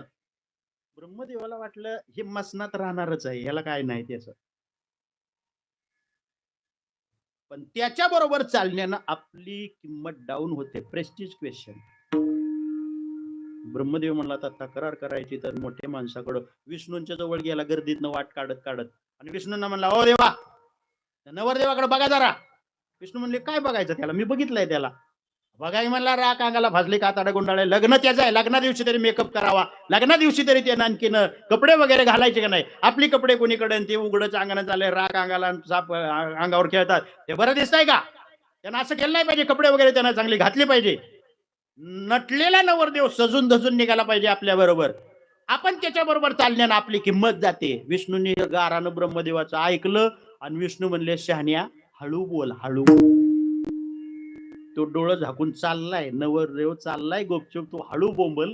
तुझं बोलणं जर त्यानं ऐकलं, आणि जर बैल माघारी वळवला, तर त्याला जागा करायला मी तुला लावेन. ब्रह्म म्हणला नको, ते राग करतो. मग चाबऱ्यासारखा का बोलतो, 2 मैल पुढे जा, तुला लाज वाटते नवरदेवाची. तर अर्ध्या तासानं पुन्हा इंद्र आला, आणि इंद्रानं तीच तक्रार विष्णू जवळ. विष्णू म्हणले तक्रार करायची नाही, लग्न त्याचं आहे ना, बस ते नटल नाही तर नाही नटल. तुम्हाला पटत नसलं सोडून जा पुढं. इंद्रही गेला 2 मैल पुढं. एक एक एक एक करता सगळे देव सगळे आपल्या आपल्या बायका मुलांसकट सगळे. लग्न असं कधी झालंय का बरं. वराड 2 मैल पुढे झालं होतं, नवरदेव 2 मैल मागं होता. 2 शिवगण फक्त आपले संकल्पित शिवगण शंकरांनी बरोबर घेतलेले, आणि तेवढेच बिचारे राहिले. विष्णू सुद्धा नाही राहिलं. तर विष्णू एकटंच उरलं ना. सगळं पटांगण बघितलं त्यांनी, मोकळंच पटांगण बघितल्यावर विष्णू म्हणले तुम नकटे हम नकटे सब नकटों का मेला, उसमें था एक नाक वाला, वो भी बन गया उनका चेला. विष्णू पण गेला. झाला कार्यक्रम, पटांगण मोकळ. नवरदेव डोळे झाकलेले भजन करतोय. वराड 2 मैल पुढे गेलेलं. त्या शिवगणांनी नवरदेवाला जागा केला. नवरदेव उठा. नवरदेवाने डोळे उघडले. नवरदेव म्हणले काय रे, का मला का उठवलं. दोघं म्हणले आपण चाललोय कुठं. शंकर म्हणले कुठं म्हणजे माझ्या लग्नाला चाललोय. म्हणले लग्नाला वराड असतं का. शंकर म्हणले असतं का काय म्हणता, होतं ना. ते दोघं म्हणले मग बघा ना. बघितलं तर पटांगण. शंकर म्हणले आगे बडो म्हणत होते एवढे वर्ष, आता गेले कुठं. एकटेच आपण. ते कुठं गेले. त्यातल्या दोघातल्या शिवगणांतल्या एकानं सांगितलं, म्हणला आपल्याला सोडून ते 2 मैल पुढे गेले. भोळा आहे शंकर. त्यांनी भोळेपणा विचारलं आपल्याला का टाकून गेले, पुढं का गेले. ते दोघांनी सांगितलं ते आपल्याला लाजले. ओळखून घ्यावं ना शंकरांनी, पण भोळा आहेत. म्हणजे आपल्याला लाजायचं काय कारण. म्हटले तसं नाही विनाकारण. आपल्याला लाजायचं कारण एकच झालंय, आपला मेकअप त्यांच्यापेक्षा जरा जास्त झालाय. मग शंकरांच्या डोक्यात प्रकाश पडला. म्हणजे बरोबर आहे, त्यांचे कपडे कसले, त्यांचे दागिने कसले, वाहनं कसले, उघड्या अंगानं केस मोकळे सोडून राख अंगाला पासून साप गळ्यात बांधून चाललोय मी. मी कसा तरी दिसत असेल ना, त्याला लाज वाटली, असं लाजले. ते गेले. जाऊ द्या जाऊ द्या जाऊ द्या. शंकर म्हणले बघा जाऊ दे त्यांना, आपलं मागणं चला. ते दोघं म्हणले नाही नाही, आपल्याला वराड पाहिजे. शंकर म्हणले गेलेलं आपलंच आहे ना. गेलेलं काय आपलं आहे ते. पालखी सोहळा मागच्या गावात असताना पुढच्या गावात काय बापाची पेंड आहे का. आणि आम्ही वारी करून आलो. गेलता कोणा बरोबर तू, कोणचा देव होता तुझ्या बरोबर, मोकळात चालत गेला. दोघं म्हणले वराड पाहिजे. शंकर म्हणले गेलेलं आपलं, गेलेलं मातीत गेलं. म्हणले आपल्या बरोबर पाहिजे. आपण काय चोरून चाललोय का, काय चोरलेलं आपलं काय लपाछपीचं लग्न आहे का आळंदीत लावून यायला. उघडा उघड कारभार आहे. वराड पाहिजे. शंकराने हात वर केला लगेच. आता वराड बोलवतो म्हणले ओ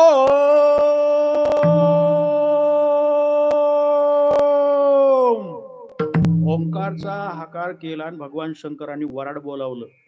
आत्ताच्या आत्ता या भूतलावरच्या सर्वच्या सर्व स्मशानातल्या भूताकेतांनी माझ्या लग्नाला हजर व्हावं. त्यांचा मालक आहे. मालकानं निमंत्रण दिल्यावर भूत कुठली भूताच्या जातीला एक तर कोणी लग्नाला बोलवत नाही आणि बोलवू सुद्धा नका. मी सांगतो तुम्हाला, भूतांना लग्नाला बोलवत जाऊ नका. भूत जर लग्नाला आली, तांदूळ हातावर दिलं तर काय काय भूतांनी तांदूळच खाल्ला. अरे ते नवरा नवरीवर टाकायचं. नवरा नवरी इकडून तांदूळ टाकते इकडं. अशी काय तसल्याच्या आशीर्वादाचा उपयोग आहे नवरा नवरीला? संसार काय लेकरांचा सुखाचा होणार आहे? आणि भगवान शंकरांनी बोलावल्यावर मालकाची ऑर्डर भूताची निघाली का नाही, काय हसायची काय रडायची काय उगाचच गंभीर अशीच बघायची. असे तिन्ही प्रकार कीर्तनात सुद्धा असतात भूतांचे. सर काय दात देतात, हसतात वगैरे विनोद झाल्यानंतर. काय काय भूताने नुसते जाश कशाला आला तोंड घेऊन तू? मला राग येतो. काहीतरी दात तुझ्या चेहऱ्यावर दिसू दे. हा काय काय हसायची काय रडायची. डबल सीट काय टेबल सीट भूत. काय पायानं चालायची काय उलटी पाय वरण हात खाली केलेला ना अशी अशी अशी तुरु तुरु. लाखो भूत गोळा झाली. सगळी भूत गोळा झाल्यावर नवरदेवानं जे बैलावनं उडी टाकली शंकरांनी आणि जे घुसलं त्या सगळ्या भूताच्या मेळ्यात आणि त्यांच्या बरोबर बसलं नाच. भूते वेताळ नाचती, भूते वेताळ नाचती, भूते वेताळ नाचते, भूते वेताळ नाचते, भूते वेताळ नाचती, भूते वेताळ नाचती, भूते वेताळ नाचते, भूते वेताळ नाचते, भूते वेताळ नाचती हर्षयुक्त उमापती, भूते वेताळ नाचते हर्षयुक्त उमापती, भूते वेताळ नाचती हर्षयुक्त उमापती, भूते वेताळ नाचते हर्षयुक्त उमापती.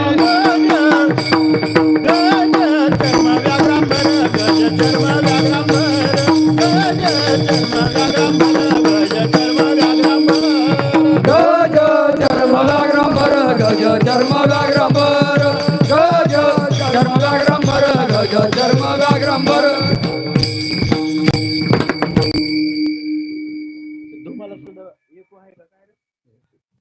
ते माईक वर हाण बरं. हा, तो वाजतो. नरडं दाबल्यावर नि दमवलं का? मोकळच नाही ते. रौद्र महोत्सव आहे.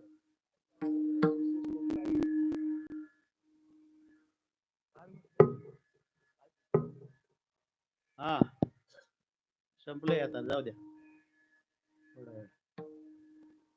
भगवान परमात्मा शंकर त्या भूतांमध्ये जे नाचत बसलं, ते दोन शिवगण होते ना, ते हुडकायला गेले. 4 तासानं नवरदेव सापडला त्यांना. 4 तासानं नवरदेव सापडला. ती दोघं नवरदेवाच्या पाया पडले. म्हणले पाया पडू का तुमच्या राव? तुम्ही नवरदेव आहे ना, आजच्या दिवस तुम्ही नाचायचं नसतंय. शंकर म्हणले करू काय? मला भावकीत आल्यावर सुधरणच काय? हे ओरिजिनल वराड आपलं. कोणी ह्यातलं म्हणायचं नाही नवऱ्याचा डबा द्यायचा आहे, पोराची शाळा बुडते, त्याचे एक्स्ट्रा क्लास चाललेले. बिनगुरी वराड आहे. लग्न लागलं तरी माघारी मनानं जायचं नाही. 16 दिवसानं 16वा झाला ना तरी बसून खातेले नुसती. माघारी जायचं नाव घेणार नाही. यांना सांगावं लागल उराकलंय निघा तर जातील. हे निष्काळजी वराड आहे हे. आणि मग ते वराड घेऊन भगवान शंकर, तुमच्या लक्षात का सगळ्यात अगोदर गेलता ब्रह्मदेव. ते हिमालय नगरीत पोहोचला. लग्नाच्या मांडवात आला तो कमानीतनं. हजारो लोक लग्नाला, म्हातारी काय काय काय काय लोक तिथली बसलेली. आणि तो कमानीतनं घुसला. पार्वतीचा चुलता स्वागत अध्यक्ष झालता. फेटा बिटा बांधून येणाऱ्याचं स्वागत करा. ब्रह्मदेव दिसायला देखना. ब्रह्मदेवाला जसं बघितलं तसं ते स्वागत करणारा वाकून बसला आणि वाकून म्हटला नमस्ते नमस्ते, आपण नवरदेव का? ब्रह्मदेवाने बेकार तोंड केलं. म्हणलं नाही. म्हणला तुम्ही कोण आहे? म्हणला नवरदेवाचा जोडीदार आहे. असं का? तुमची जेवणाची सोय आतल्या बाजूला आहे. ब्रह्मदेव लगेच पळाला. अर्ध्या तासात इंद्र आला. ते पण दिसायला देखना. ते स्वागत करणार पुन्हा फसलं. नमस्कार करून बसलं. नमस्कार, आपण नवरदेव का? मी म्हणलं नाही. तुम्ही कोण आहे? मी वराडातला नवरदेवाचा जोडीदार आहे. आणि जा जेवायला जा. इंद्र गेला. एक एक देव येईल देखना, एकापेक्षा एक. शेवटी तर आले विष्णू, राज सुकुमार. विष्णूंना बघितल्यानंतर ते म्हणलं बस हेच नवरदेव असणार. कटाळलं ते. वाकून वाकून पाठ दुखायला लागली त्याची. नवरदेव अजून आहे मागच यायचा माग. विष्णूला म्हणला नमस्कार, आपण नवरदेव का? विष्णू म्हणले नाही. मग नवरदेव कुठे? पाठीमागून येत आहे. तुम्ही कोण? मी त्यांचा जोडीदार आहे. जा जेवायला आत आहे. सगळे गेले. मांडवात बसलेली पार्वतीच्या गावची लोक एकमेकाला म्हणायची देटाळी. बघितलं का हे आलेली मंडळी? अरे लग्नात आलेलं नवरदेव, लग्नात आलेली वराडी माणसं, नवरदेवाचं जोडीदार जर एवढं देखणं, काय पार्वतीचं नशीब लका दे टाळी. वराडात आलेली माणसं जर एवढी देखणी तर नवरदेव यांच्यापेक्षा किती देखणं असेल. निर्वाणी बघितला नव्हता. आणि ब्रह्मदेव सगळ्या पंक्तीत बोंबलत हिंडून सांगत होतो, उरका वडा सणा सणा सणा काय आहे ते खा, काना काना काना काना येड्या हो. बहुतेक नवरदेव अजून गावात घुसला नाही आणि या लोकांना दिसला नाही, म्हणून मागल ते आपल्या पत्रावळीवर आणून वाढतात. नवरदेव जर गावात घुसला आणि यांना दिसला, पत्रावळ्या सुद्धा हिसकून घेतील आपल्या पुढचे. हे लग्नाचं बघू कसं असेल तसं पोटात पाडून घ्या, पदरात फक्त खायचं. चला उरका. आणि मग ते लग्नाच्या कार्यक्रमाच्या धांदलीमध्ये कुणी लक्ष दिलं नाही, अजून नवरदेव कसा आला नाही. अर्ध्या तासानं हिमालय राजा कमानीजवळ उभा होता, त्यानं जे बघितलं, गावाच्या बाहेर चक्रीवादळ. ते काय नीट चालतेत का भूत? धुरळा नुसता धुरळा.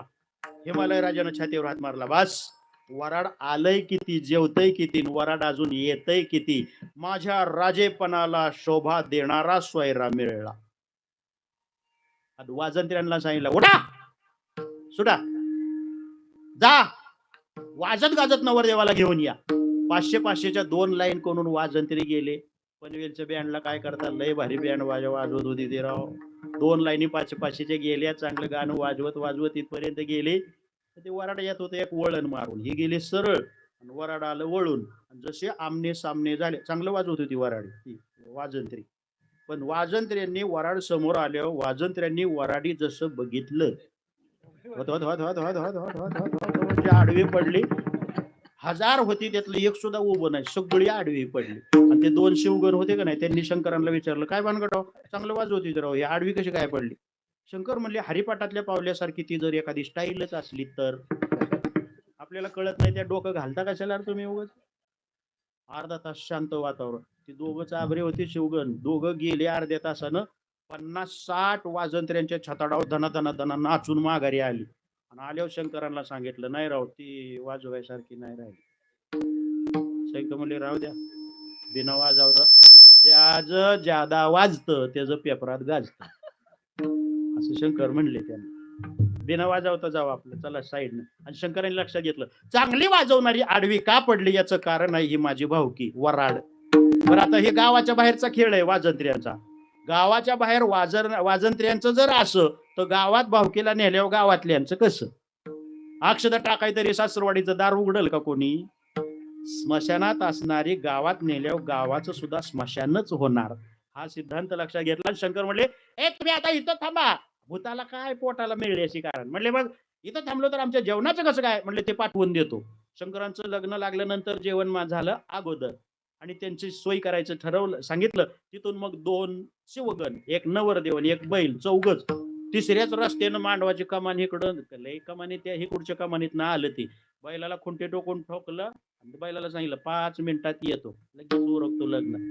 आणि त्याला तिथं बैलाला खुंटी टोकून थांबवलं आणि आले तिकडून. नारद तिथं मांडवात हिंडत होते. नारद म्हणले, नवरदेव आला.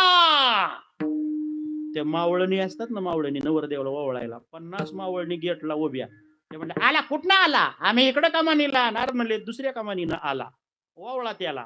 गेले बाया इकडच्या तिकडं पळत गेले. बरं त्यांनी नवरदेवच बघितला नव्हता ना अजून कसला आहे ते. पळत पळत पळत जवळ गेले आणि जवळ गेल्यानंतर त्या शंकरांकडे बघितलं, तशा जागेवर अगदी स्टॅच्यू. एक जण दुसरीला म्हणायचे, होय नवरदेव नाही, गोसावी आहे गोसावी. दुसरी म्हणायची, गप आपल्याला काय माहित नाही. तिसरी म्हणायची, असल्या गोसावड्याला जर ओवळायचं असता तर मी एवढा मोठा शालू कशाला निसली असते. 5वी म्हणली, 2-4 किलो सोनं अंगाव घातलंय मी असल्या गोसावड्याला ओवळायला. 5वी म्हणली, ह्याला कापडाचा तरी तपास आहे का? 6वी म्हणली, गळ्यात काय लोंबतंय बघितलं का त्याचं? 7वी म्हणली, ह्याला काय पावडर नाही काय नाही, राखच अंगाला पडलेली दिसते. आणि 10वी तर ती बाई म्हणली, अगं एवढी कवळी चांगली चवळीच्या शेंगासारखी पार्वती आपली, राजाला याड लागला का हिमालयाला? असल्या गोसावड्याला पोरगी देण्यापेक्षा पोरगी मारून टाकलेली बरी. शंकरांनी सगळं ऐकलं, तसा रागाचा पारा चढला. काय अक्कल आहे यांना? अजन्मा आहे मी, अजन्मा. संधी मिळाली मला ओवाळण्याची. अजन्मा म्हणजे त्याचा जन्मच नाही. अजन्मा आहे मी, मला ओवाळण्याची संधीच प्राप्त होत नाही. मिळलाय चान्स संधीचं, सोनं करायचं तर असं तसं, मी कशाला मेकअप केला असता, मी कशाला सोनं. शंकरांनी गळ्यात 5-50 होते ना दागिने, त्यातल्या 10-12 दागिन्यांना सांगितलं, बघा जरा ओवाळणार नीकडं. ऑर्डर मिळवा ठिस ठिस ठिस करून 10-12 सापाशे जे पुढं आलं ना, काय त्या मावळणी 50 होते, त्यातल्या 50चे 50 ज्या उतान्या पडल्या, ताट कोणीकडं, निरंजन कोणीकडं, तेल कोणीकडं, वाती कोणीकडं, डोळं पाडलं करून पडल्या. नारदांनी सगळ्या परिस्थितीचं अवलोकन केलं. त्या दासींना बोलवलं, म्हणलं हे मला आत जाऊ द्या, वारा घाला त्यांना जरा. शंकरांना म्हणले काय काय म्हणजे मी काय केलं, चला चला उशीर झाला, लग्नाला चला, लग्नाला चला. आतमध्ये शंकरांना घेऊन गेले. भव्य दिव्य मंडप वगैरे होता आणि तिथं पाठ मांडलेला. शंकर बसले पाटावर. नारदांना सांगितलं लवकर उरकून घ्यायचं, लवकर उरकून घ्यायचं. नारद म्हणले हा काका काका काका काका या या या या या. काका आलं ताना ताना करत, आणि येताना त्याने चौकशी, हळकुंड आणलं का, सुपारी आणली का, हळकुंड गहू आणलं का, तांदूळ सगळं आणलं. म्हणजे उरका तुम्ही, उरका. नवरदेव कुठे बसला, येऊन उरका. काका गेला इकडे तिकडे सामान बघत बघतच, त्यानं नवरदेव बघितलेला नव्हता. गेलं आणि ते डायरेक्ट पाठावर बसलं. अर्ध बसताना आपण पाठ धरतो ना, त्या काकानी पाठ धरला आणि मग अर्धा बसला आणि त्याला नवरदेव दिसला. नवरदेवाच्या गळ्यातल्या दागिन्यांना मावळणींकडे बघा म्हणलं होतं, काकाकडे बघा म्हणलं होतं. त्यातलं 1-2 फिस करून काकाच्या अंगावर जे आलं ना, ते पाठ धरूनच मांडवाच्या बाहेर पळालं. पाटासकट पळालं ते, पाटासकट. हिमालय राजा मागं पळायचा, काका काका काका काका पळता का, पळता काका, पळता काका. त्या काकाने सांगितलं आपल्या बापाच्यानं लग्न लावून होत नाही. महिलावर गेल्यावर पाठ फेकला त्यानं. म्हणलं आपल्या बापाच्यानं लग्न लावून होणार नाही. त्याच्या गळ्यातल्या दागिन्यातनं मी जगलो तर लग्न मंगल असतं का, म्हणेल का कसं, आपल्याला जमत नाही म्हणलं. धरून आणला त्याला आणि बळ बसवला. नारदांनी नवरदेवाच्या कानात सांगितलं, नवरदेव त्या ओवळायला आलेल्या अजून वाराच खात्यात. काका बसणार राव, गळ्यातले दागिने जरा काढून ठेवता का लग्न होईपर्यंत. शंकर म्हणले मूर्ख आहेस का, एकदा ज्याचा शिवतत्वानं अंगीकार केला त्याचा धिक्कार कधीच केला नाही. मी हात ठेवून सर्पांवर शंकर म्हणले सांगतो, माझे सर्प कोणालाही काही करणार नाही. देवचू नका, काही करणार नाही. बळे होऊन सर्प कधी काही करत नाही. हे लग्न लावून भेद आपलं काकानी लग्न कसं तरी लावून घेतलं. भगवान शंकरांनी विवाह होत तर पार्वतीला आपल्या बैलावर नंदीवर बसवून घेतलंय आणि माघारी निघेलेत भगवान शंकर.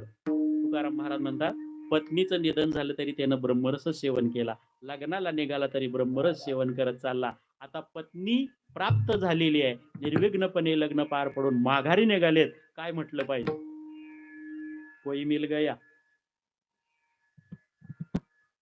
भगवान शंकर राम भजन करत करतच कैलासाकडे निघालेले. कैलासाकडे जाताना सुद्धा राम भजन.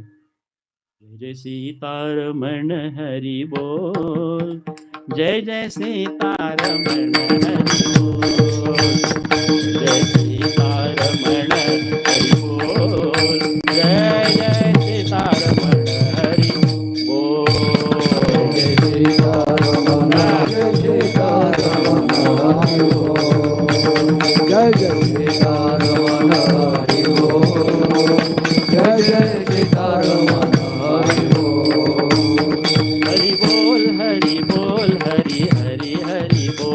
हरि बोल हरि बोल हरि हरि हरि बोल, जय सीतारमण हरि बोल, जय जय सीतारमण हरि बोल, सीतारमण हरि बोल, जय जय सीतारमण हरि. भगवान शंकर कैलासामध्ये गेले. त्यानंतर त्यांच्या पोटी कार्तिक स्वामी तारका स्वराचं वगैरे. तुकाराम महाराजांना सांगायचं काय होतं त्या चौकच्या लोकांना, कसलाही प्रसंग येऊ द्या गड्यानो, ब्रह्मरसाचं सेवन करणं सोडू नका. तेने पिढा वारेल हे माझं अभिमित वचन आहे. अभिवचन तुम्हाला मी देतो. ब्रह्मरसाचा काढा सेवन केल्यानंतर पिढा समूळ नष्ट होते. बार कुमाई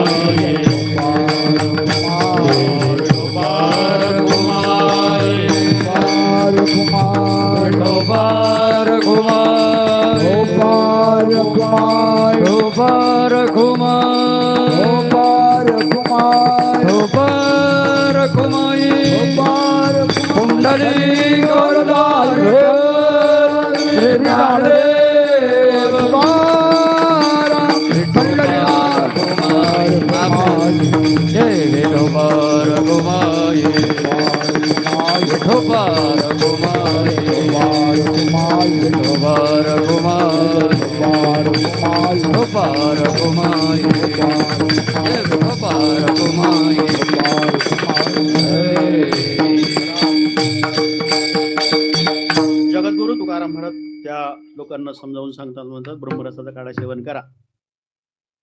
लोक म्हणले औषध फार मोठं आहे, भारी आहे. मग महाराज म्हणले रोग कुठं हलका आहे, रोग सुद्धा भारीच आहे. भारी रोगाला भारी औषध तुम्हाला दिलं. म्हणजे ह्या रोगाला औषध जे तुम्ही दिलंय त्याला काही पथ्य कुपथ्य आहे का? महाराज म्हणले आहे. पथ्य आहे पूर्वार्ध आणि कुपथ्य आहे तो उत्तरार्ध आहे. पथ्य नाम विठोबाचे अनिक वाचे न सेवे. पथ्य आहे नाम विठोबाचे आणि कुपथ्य आहे अनिक वाचे न सेवे. दुसरा अभंग सांगू का याचा?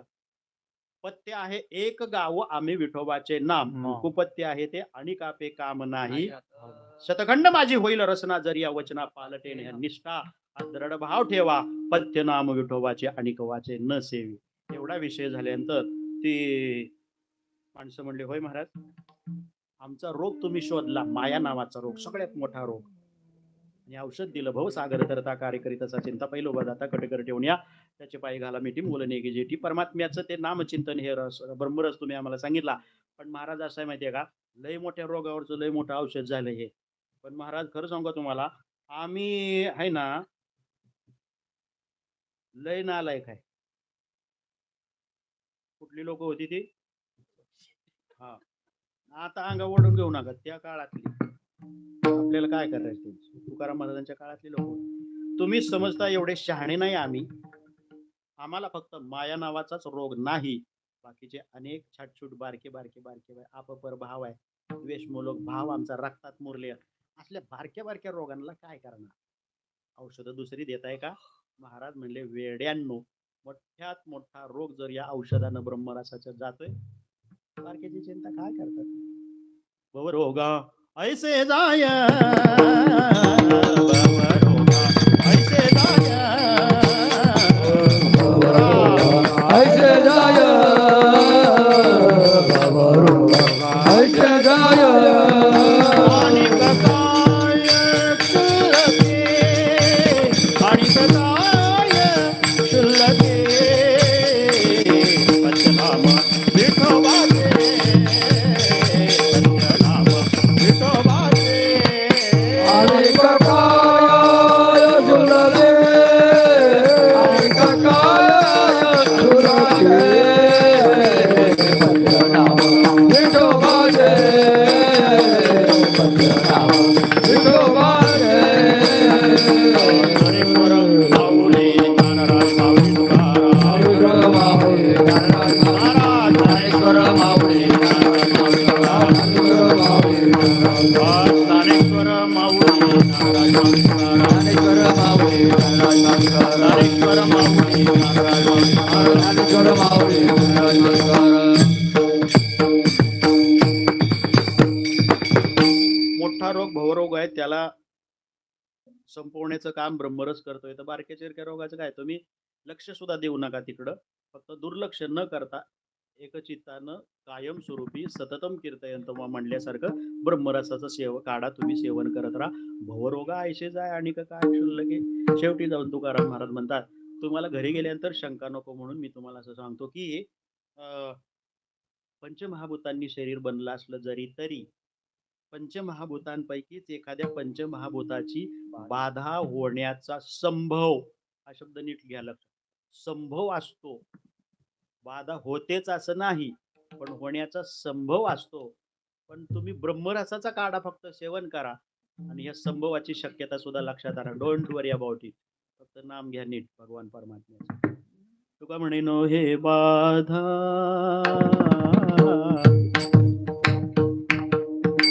तुका म्हणे नो हे बाधा, तुका म्हणे नो हे बाधा, तुका म्हणे नो हे बाधा. आणि कदा भूतांची, आणि कदा भूतांची, आणि कदा भूतांची, आणि कदा भूतांची. पच्चनाम विठोबाचे, पच्चनाम विठोबाचे.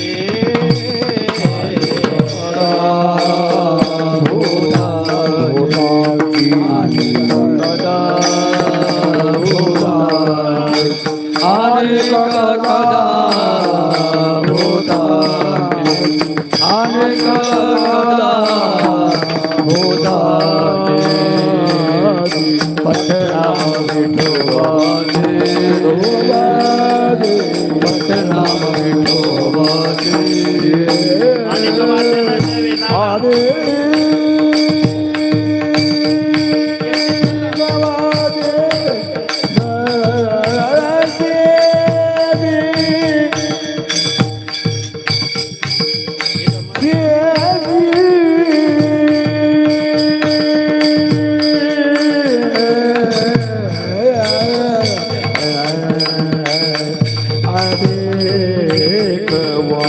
अनेक वाजेल देवी अनेक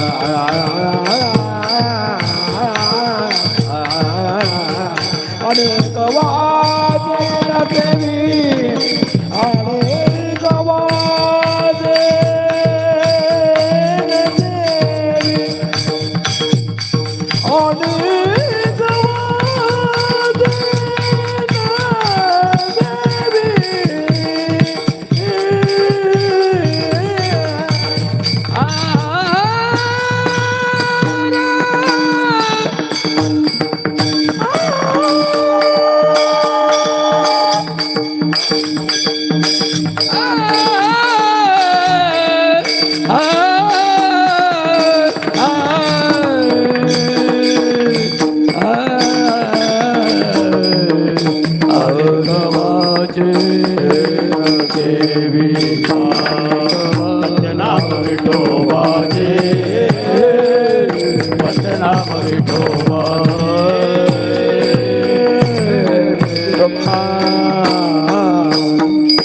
तुकाराम तुकाराम तुकाराम तुकाराम तुकाराम तुकाराम तुकाराम तुकाराम पुंडलिक वरदा कृष्ण भगवान की जय तुकाराम तुकाराम तुकाराम तुकाराम तुकाराम तुकाराम तुकाराम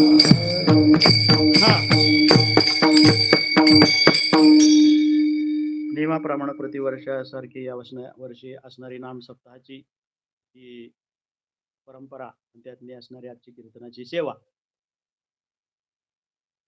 गोपाल कृष्ण भगवान परमात्म्याच्या राधाकृष्ण चरणी मी अर्पण करतो. बऱ्याच आठवणी या नामसप्ताहाबद्दलच्या आहेत आणि राणे कुटुंबियांनी एवढं धाडस करायचं दरवर्षी एवढं हे करायचं याला कारण ही पंचक्रोशीतली वगैरे सगळी महाराज मंडळी त्यांच्या पाठीशी अगदी पाठीशी हात धुवून लागणं वेगळं आणि पाठीशी उभं राहणं वेगळं खंबीरपणे नाना असतील निवृत्ती दादा असतील म्हणजे आदरणीय गणेशजी सर होते ते आहेत आदरणीय लबडे महाराज आहेत आणि आणखी सगळी महाराज मंडळी खूप खूप महाराज मंडळी प्रेमानं मी आता पंचक्रोशीत गेलो की नाही की ते अण्णांचं नाव काढतात तुम्ही अण्णांचे तिथं असता मग आम्ही फोन तिथनं घेतो आणि तुम्हाला आणखीन आम्ही निमंत्रित करत असतो. असं प्रेमळ कुटुंबीय आहे. काही लोकांचा आधार तुटला समजा आदरणीय वैकुंठवासी श्रद्धेय आनंदजी महाराज खंडागळे मला खंडागळे महाराजांनी लहानपणी खूप सांभाळून घेतलं. आमची शिवडी मानखुर्द वगैरे तिकडं कीर्तन असायचं 2 दिवस ते इकडं की मी तिकडं आणि मग गप्पा मारायला मुक्कामला एकाच ठिकाणी असायचो PMG बिल्डिंगमध्ये मानखुर्दला. खूप आणखीन आमची चर्चा वगैरे आदान प्रदानता व्हायची. त्यांना माझं संचितची खावे या अभंगाचं कीर्तन आवडलं आणि मला त्यांचं कीर्तन आवडलेलं होतं. काय बघा अभंग आता लक्षात राहिलं पण त्याचा अर्थ मी सांगतो. एका घासावरून ढिकर जेवण दिसायचे नाहीतर काचे कोणता कोणते 2 तास 3 तास गेलं तरी आमची चर्चा त्याच्यावर आणखीन चालायची. मार्गदर्शनही त्यांच्याकडून आणखीन भरपूर अशा प्रकारचं त्या वयामध्ये मला मिळाला उपयोग झाला. आता त्यांचा आधार तुटला चैतन्य महाराजांचा आहेच आधार परत म्हणजे आमचे जयवंत अण्णा निराधार होणार नाहीत याचा तुम्ही लक्ष देऊन म्हणजे ध्यान देऊन राहा. एवढं कार्य ते आणखीन कुटुंबीय करतात. आमच्याही घराण्याशी असा सुखदुःखाचा संबंध आहे.